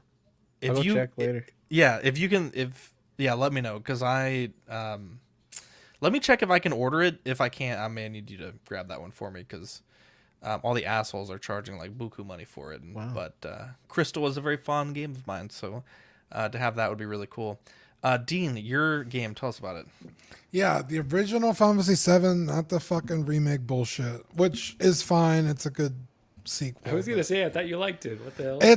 I initially fucking hated it, but now that I understand what's happening, I'm a little more open to it. But the original game, nothing will ever come close, and to me, and actually to a lot of people, this game, it is just incredible. It was the first game I got for the PS1 for Christmas back in 1997. Yeah, just I can't say enough good things about it without going on like huge tangents. And the figure that I want to get, it's not out yet. I have it on order, so I have one secured at BBTS. Is the Bring Arts Cloud Strife from the game, stylized like the original character design, in 1/12 scale. So I'm very excited to get it. I love Cloud. He's my favorite character of all time. And I have a bunch of Cloud figures. I have the original one that came out when the game came out. I have the Play Arts Kai. I have the Game Toys. Like any Cloud figure that comes out, whether it's a little trading figure or 6 scale figure, I have it. So I'm super excited to get a faithful to the original game Cloud, updated 12 scale figure. So can't wait. Very cool. Sorry, give me 1 second. I may have missed someone's stuff. Let me just pop this in real quick. Bum, and get that nice and crispy lined up. Made it Elden Ring to make Dean cry specifically. Oh, there you go. How dare you? Favorite game of all time. There you go. Sorry, I need to work on the slides, so I can't pull them up while they're doing that. Marco, what game did you pick and why? Yeah, so I picked Street Fighter 2, a formative game of mine. I was not huge on the arcade experience, but Super Nintendo played the hell out of Street Fighter 2 Turbo, perhaps, as well. But yeah, so Street Fighter, Ryu being one of the, always pronounced Ryu growing up, right? He was always Ryu, but now I've learned the error of my ways. In this Iconic Studios Ryu, such a great figure. Just recently reposed him. I've been scared for a long time because of the Fison body. But I was like, I'm going to bend the arms, because once I get Ken in hand as well, I'm going to want them to be battling. So definitely, excited to do some more dynamic posing with this guy. And overall, I love having the representation of video games. I'm always like advocating for that in sports figures, but I don't have a lot of them. So I think this is maybe my only video game figure in the collection. I'll have to think hard about what else I may have. But yeah, I'd love to add more, but this is the main one for now. Hell yeah, dude. I am trying my hardest not to get into the Street Fighter line, because I know it's going to be a fucking slippery slope. And even like just the arcade stuff, like, they make it fairly accessible. The, what is it called? Arcade One Plus or something like One Up. The ones you get like at Walmart or One Best Up. Buy. The cabinets, I know. I Yeah, desperately there's want one of those. the one that I want so bad is the Marvel versus Capcom 2. It's like $600, and it actually may be my Christmas item that I really want. It Damn, looks that's fucking incredible. How you gonna fit that in the room, man? Well, I'm get gonna the be Jada moving to the toys. garage. Oh shit. What's that? Get the Jada Toys ones. Those are badass. For Marco? No, you. If you want to get into Street He said Fighter for but don't want Marco. to get into a the- slippery slope, those are only $25. Oh yeah, Yeah, I have. those are I actually really have great. the Fei Long coming. Big Bad Toy Store. I shipped it this I week. just saw so- that the other day too. Yeah, I have. I still have Ryu not and Fei Long. seen those figures. I've never seen them in person, but except the ones I own. But then I have Chun Li in my pallet loot, so I'm really excited for that line to keep going. Noise. Let's get back to this. You getting Ben. Akuma, Marco? Sorry. Not getting Akuma. That's kind of where I stopped playing Street Fighter. Yeah, it looks great, but not for me. Okay. So for me, my favorite video game of all time is The Legend of Zelda: Ocarina of Time. I was sad because I missed last week's show, but I was watching live, and I know you guys were talking a lot about that other 6-scale Link from Breath of the Wild, actually it might be Tears of the Kingdom. I know there was some uncertainty there. I think it's because of the glowing hand, Tears of the Kingdom. But either way, you guys mostly kind of, the consensus there was, not my Link hashtag, right? Or the other way around. For me, this would be the 6-scale figure, either 2-pack or at least adult version of Link that I would want in 6-scale if I could get it. Didn't understand the assignment, but cool. No, it said in the thing it could either exist or not exist in 6-scale. All right, I So misread it. I'm just giving it doesn't you shit. exist. It doesn't exist in 6-scale. Well, no, it doesn't have to be six. There's a 6-scale No. statue. I believe It was a of it, potentially. collectible. It was a collectible. It was the Collectible. game and the collectible. Oh, okay. So yeah, so for me, like, my collectible journey is I want 6-scale versions of my favorite characters. With Link being one of my favorite characters of all time, he's the hero of time. I love it. This was a huge memory for me. This game, I still play it yearly. I've got it on the 3DS as well, and now I've got it on my Switch. It's one of those games that I could play any day of the week. It's usually a game I pick up when I'm sick, and it gave me my gamer tag for my entire life, which is XTB. And which means absolutely nothing. It's not short form for anything. But back when I used to have to watch my neighbor Sean play his character, right? He had to play his character, and for whatever reason, his character's name was Raymond. He finally let me play the game, and he's like, the only way I'm going to let you play this game is if you come up with a badass character name. And I was like, I don't know what could be as cool as Raymond. So I just randomly typed in 3 letters, and it came out as XTB. That's been my gamer tag for my entire life. So Raymond. For me, this is definitely, I don't know what could be as cool Wow. as Raymond. But yeah, sorry to any Raymonds out there. No Raymond shade. set the bar pretty fucking high for Ben. Apparently. Yeah, that's a character name that you can't compete with. And it was one of the first games that I remember that if you input a name for the character in your save menu, that's the name that would pop up in all the text boxes when you're talking. So Princess Zelda would refer to you as XTV or as Raymond or whatever, which was cool because then you just felt a little bit more engaged there too. It felt like your character name was your gamer tag. That's who you were. And that's just who I've always been, XTB. So to this day. But yeah, I would get a 6-scale Link if I could find one from this game. You guys went way more nostalgic than I did for this Fucking nerds. assignment. You guys went first game ever played. I didn't. That's because your not first think game that. you ever played was Call of Duty Black Ops 3, young guy. First game Eddie ever played was probably Loteria. Was he I'll kill myself 21? now. Zach, that's a good fucking joke, man. Thank you. Underrated. It was underrated. I I'm thought not people that laughed. Mexican. I think you're talking about Cuervo. I'm The not. first game he ever played was Loteria? Yeah, that's Oh my incredibly racist. god.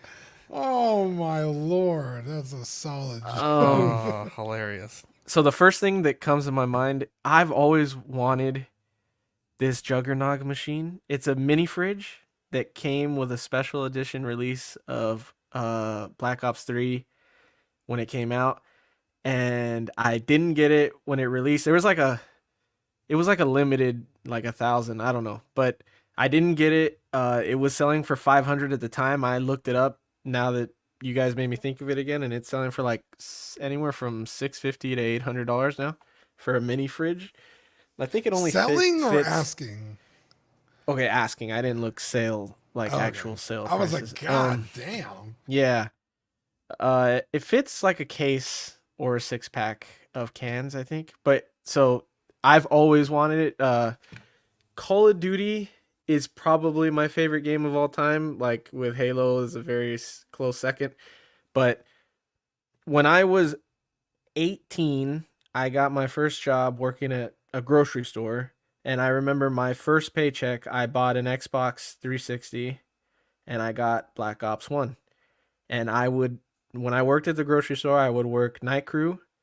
And I would literally work from 12 midnight till 8 in the morning. I would come home, play Black Ops 1 from 8 in the morning until like 3 in the afternoon, sleep for 4 hours, and go back to work and do that every day for years. Good days.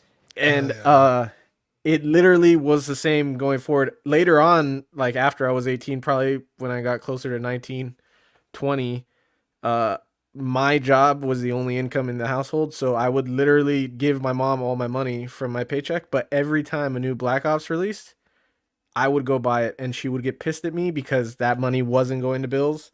It wasn't going to anything, but I needed the new Black Ops game, and that went up till Black Ops 3.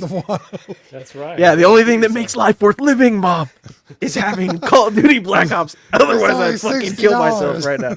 Eddie's mom is like, we can't pay for electricity or internet, but Eddie's got fucking Black Ops 3. I know. All of my fucking money is going to bills. I'm still a virgin. I need Eddie's Call like, of do Duty you know how much I sacrificed?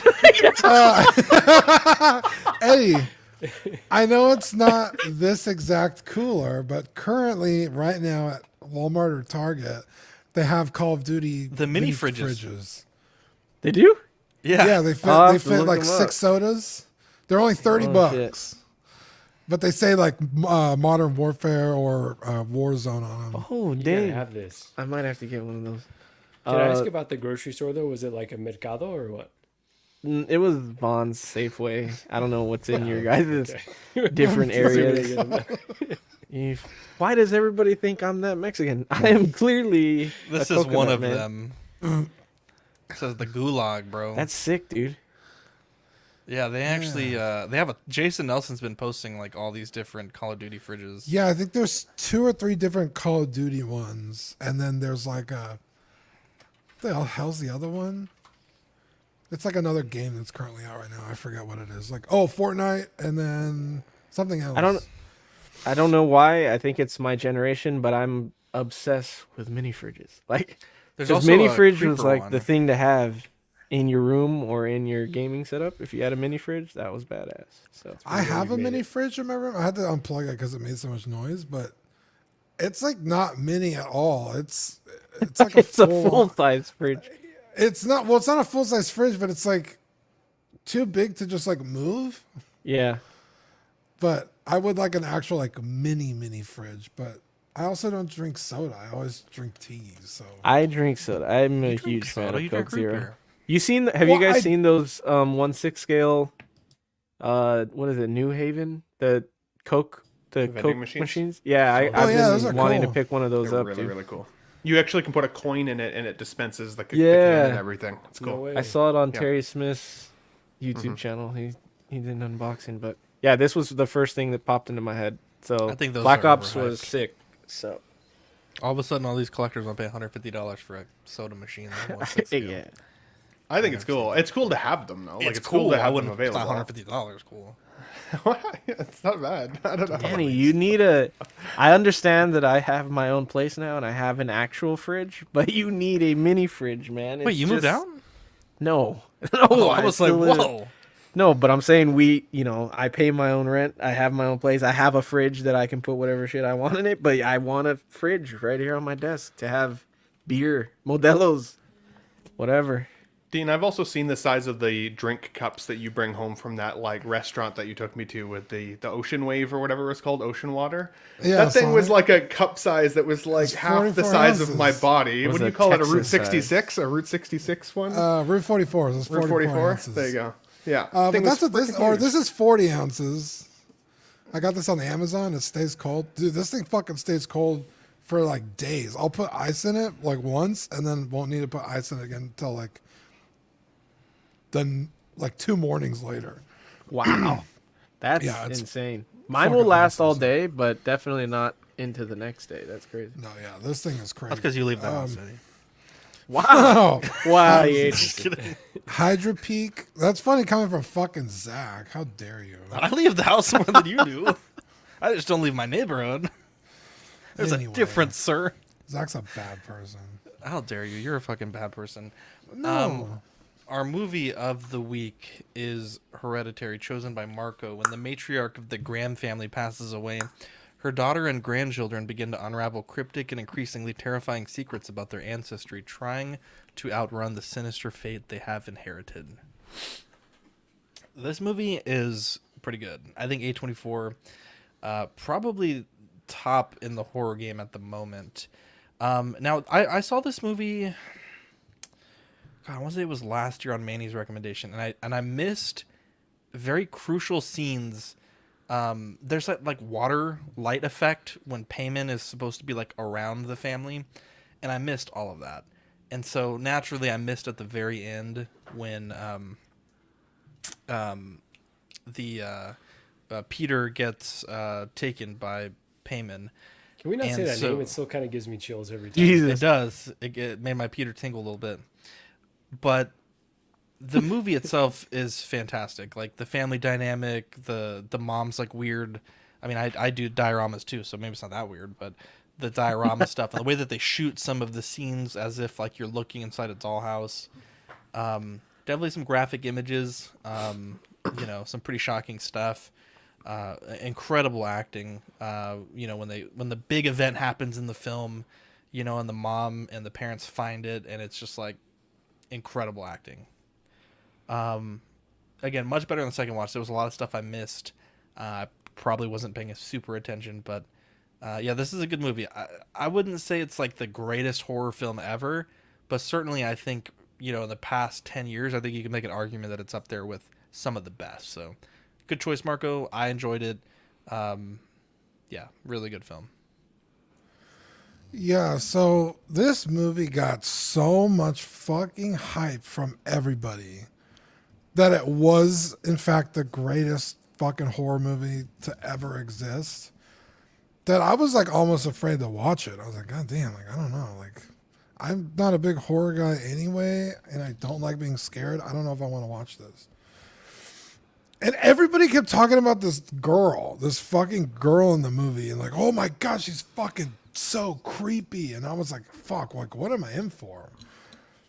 So I put it off for the longest time, and then I don't know what came over me, but I was like, gonna be home alone on Halloween, and I was like, oh, I'm gonna watch this fucking movie at midnight by myself. Like, it's gonna be horrifying.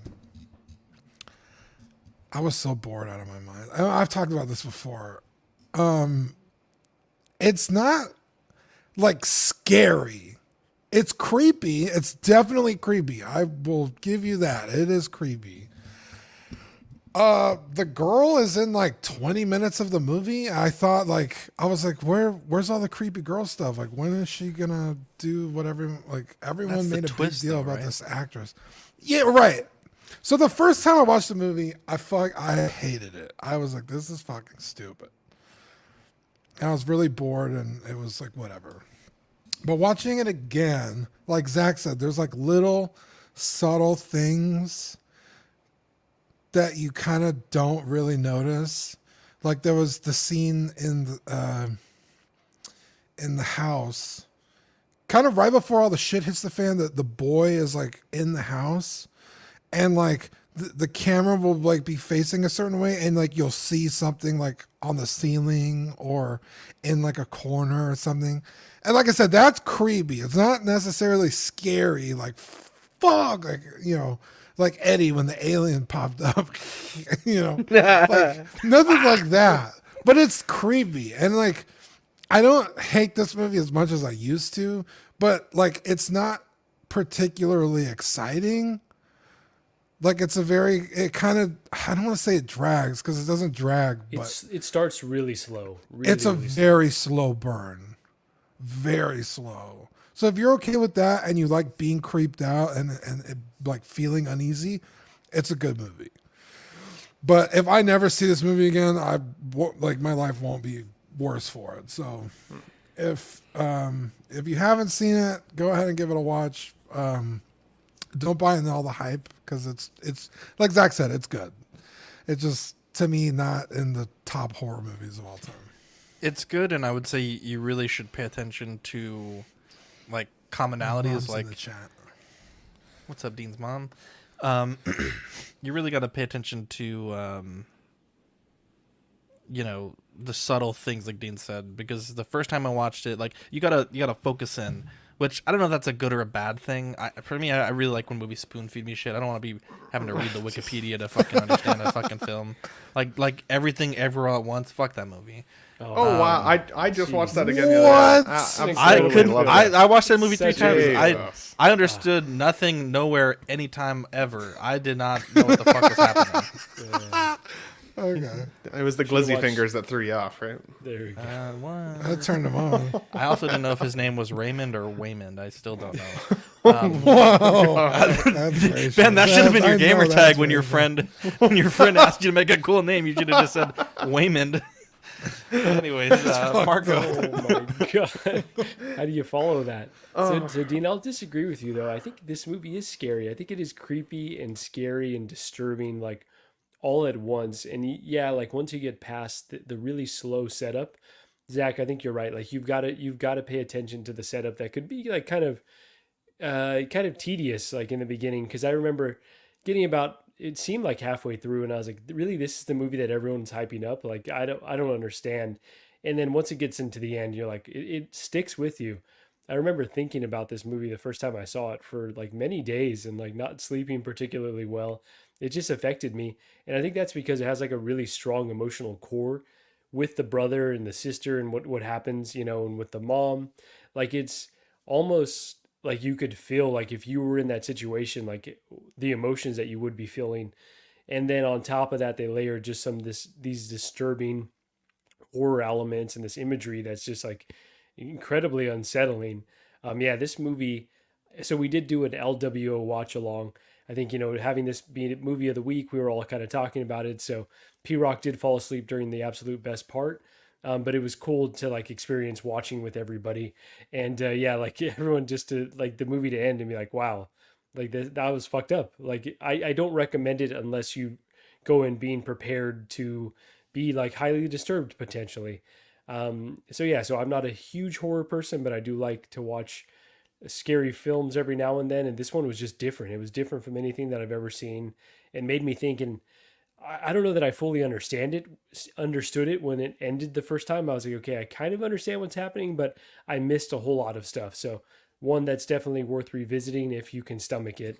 It's just kind of just a very unique, incredible film. And I will say I watched his follow-up Midsommar, and equally disturbing in very different ways. But if you liked this and you haven't seen that yet, I think you definitely would enjoy that as well. So for me, a good horror movie is like defined in my mind's eye when I get to the end of it and I feel like I want to watch it again, despite it being kind of disturbing and creepy and a little scary at times for sure. I think being scared is subjective, right? Everybody's scared of different things. So I think there are some people who would go into this and not feel that it was that scary per se, because it, to me, was more of a character-driven character story. Like what was happening with these people was really interesting, and some of the acting, especially from the main actress, I can't remember what her name is in real life, unfortunately, but some of just like the facial expressions she has in scenes and everything are so intense that like I don't think she got any like Oscar for it or anything at the time, but like it was really, really good. Her acting was amazing. The little girl, this was her first film, I'm pretty sure. So she was just had some she had some creepy moments that ended up having some really good like horror payoffs later on, which I appreciated. I felt like I was invested in all of the characters that I was watching, and kind of like you guys said, like there are some scenes where there are kind of things in the background that at first it's almost like, you know, like when you wake up in the morning and you kind of open your eyes for the first time and your eyes are still like a little bit blurry and you kind of like looking around the room and not everything's quite clear yet. There are scenes where like you're looking and you're like, wait a second, is that what I think? Is that what I think it is? And like, oh shit. Oh, it is. And then the scene will change and you'll kind of look in a different direction. So it isn't a movie that you can watch distracted or on your cell phone or whatever, because I think you'll miss a lot of those things that are add to the creep factor, but also just add to what these people are kind of going through. So I would say I would recommend this one. I don't normally like the horror genre all that much. Like it's not something that I gravitate to, but when something kind of gets me in the feels like this, like it felt like it was a mixture of like a blockbuster horror movie, like elements of what you'd expect from a blockbuster horror movie, but then also kind of like that art house vibe that like is more character sided and a little more granular and a little darker and deeper, what and A24 is known for, right?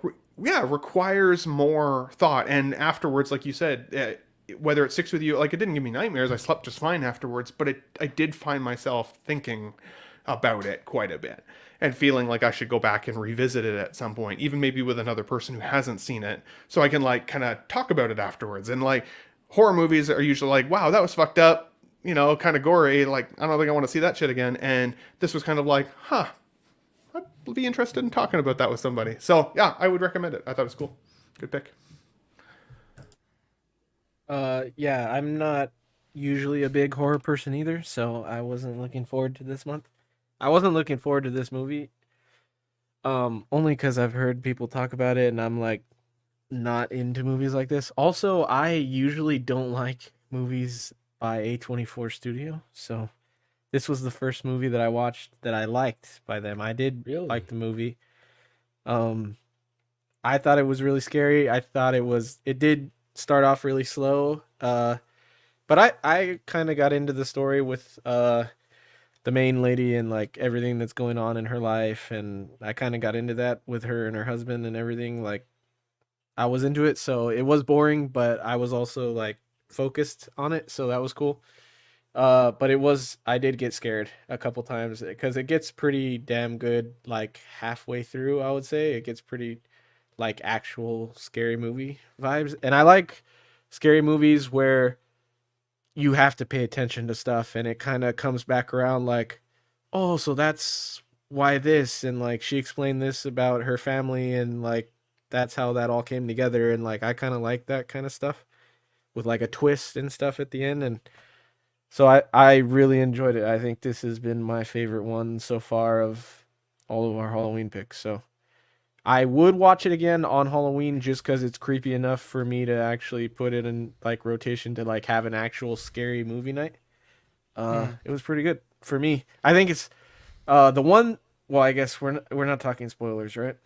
Yeah, you could. Yeah, just throw it in there, I guess. Yeah, the one thing that I did keep sticking to that like annoyed me a little bit is the fact that like Peter didn't have to do a police report or like any kind of anything There's at no all. repercussions. Yeah, I was like, what the fuck?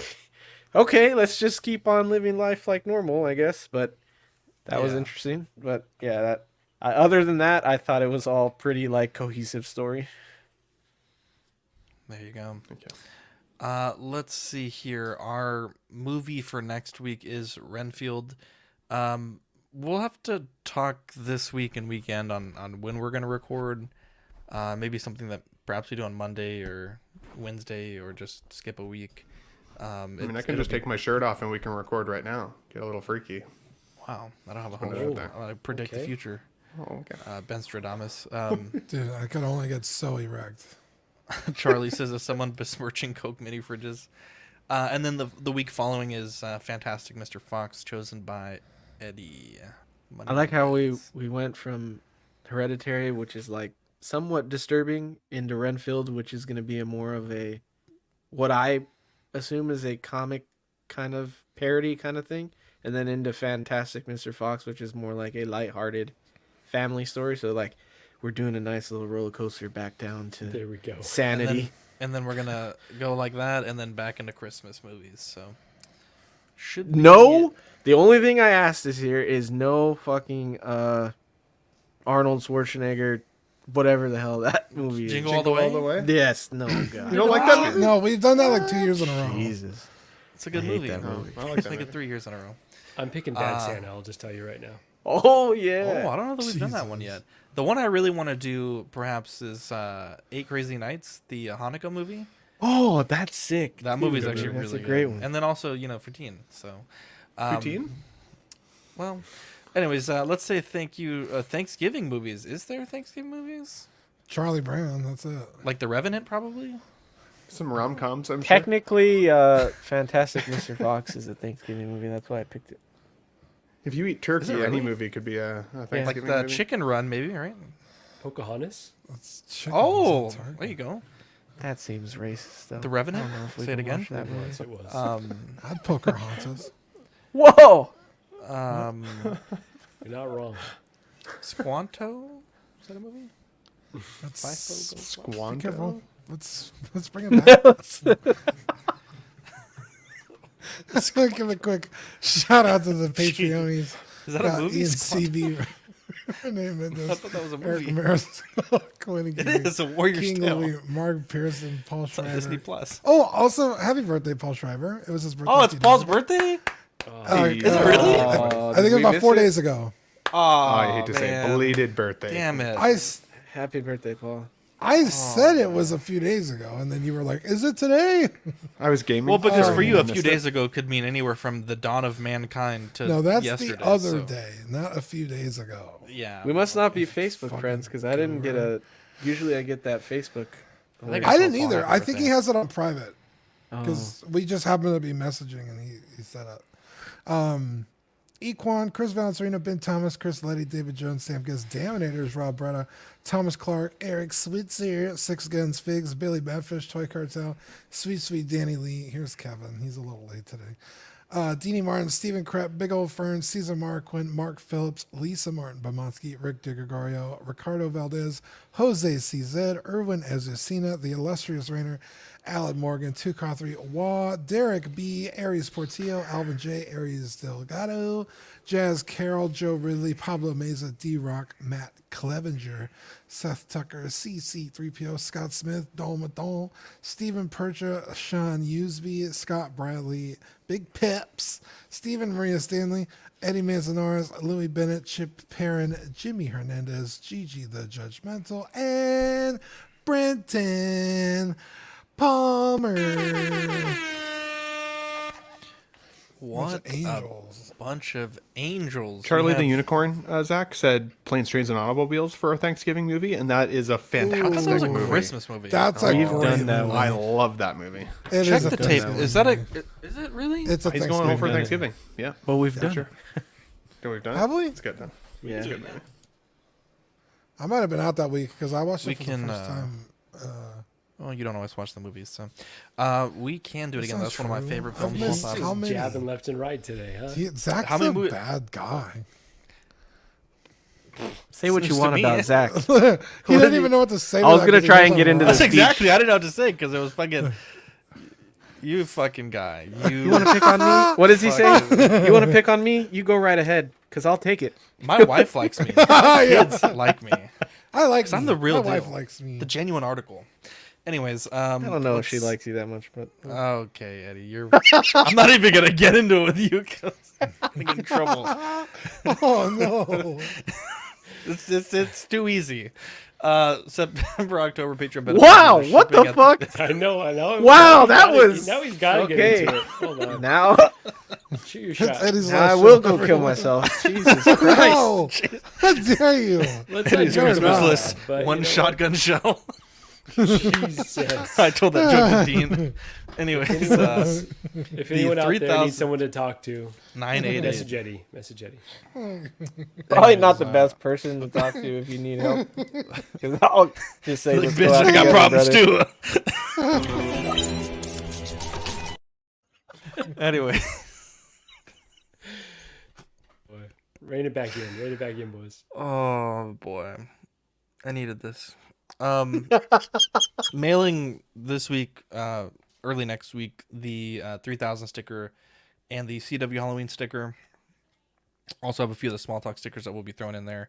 I hope I have enough. People took a bunch at OxCon because they love the small talks. Let's see here. Patreon membership starts at $5 for the digital tier. We also have, oh, that's the wrong button. We also have the Sweet Angel tier for the stickers at $7.50.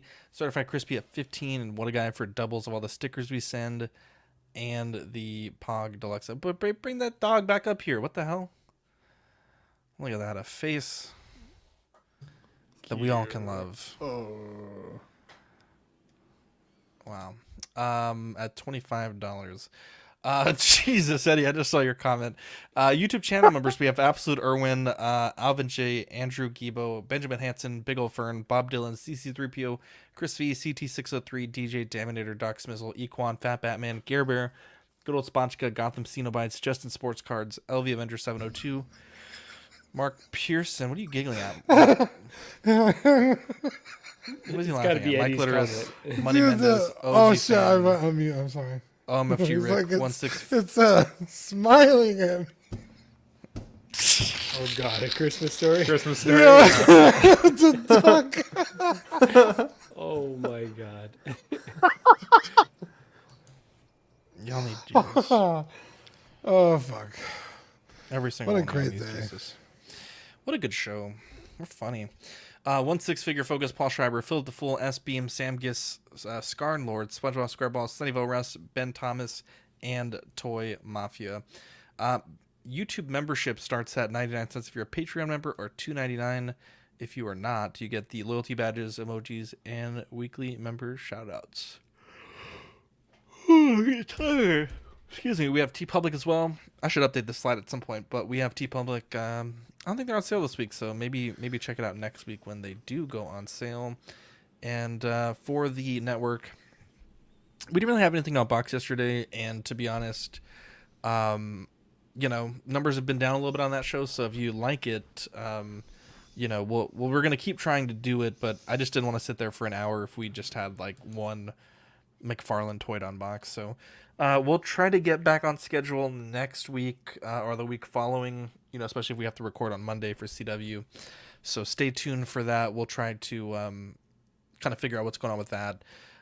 Question of the week every Sundays with Brenton, Ox PD. Again, we're going to work on recording that. OFAC, Ian should be back soon. He's had a kind of a bad run of luck with illness and just tech problems. So hopefully we'll get Ian back here in a bit. Small Talk should be this week, After Dark tomorrow at 10:30. Live and Let Dice. We are thinking of maybe doing the episode on Sunday for D&D, but we're just waiting on a few people's feedbacks. I think Dean, Deanie, and Max are waiting on your feedback. So, Dean, if you can get with Deanie. But likely will not be Saturday because, again, of the holiday. And Bricks and Brews, our monthly Lego show, should be soon. But yeah, shout outs. Shout out to Paul. Happy belated birthday. Mr. Musashi, glad I still got to catch you guys on the way out. Hope all is well with you. Hope you're doing well as well, Mr. Musashi. And any other shout outs you guys want to give before we cut this one off? Definitely shout out to Classy Thomas and Badfish and Lane Kramer and some of the guys who have been jumping in the last couple weeks. I was sick and couldn't make it, and then I was busy with work the previous week. I felt like I think I missed like 2 or 3 weeks in a row, so it was kind of like getting the band back together with you guys tonight. I had fun, but definitely shout out to those boys. They jumped in kind of very last minute notice a lot of the time and tried to make sure that everybody enjoyed the show just the same, like professional gentlemen they are. So thanks, boys. Consummate professionals. Yeah, last week and the week before it was kind of like, hey, you're in the chat, you want to be on the show tonight? And it was nice to see everyone that was able to do that. Is anybody dressing up for Halloween or like a Halloween party? Or I don't know. Bro, they don't make costumes my size. You'd be like, make your own. I didn't even want to make a joke. I will say Gigi and I might be doing our Halloween episode tomorrow evening, so stay tuned on our social media. I think we've got our costumes ready. Dude, their costumes are the best. My favorite was when you were Vision and she was Wanda. You guys were adorable. It was. This is the thing that happened live.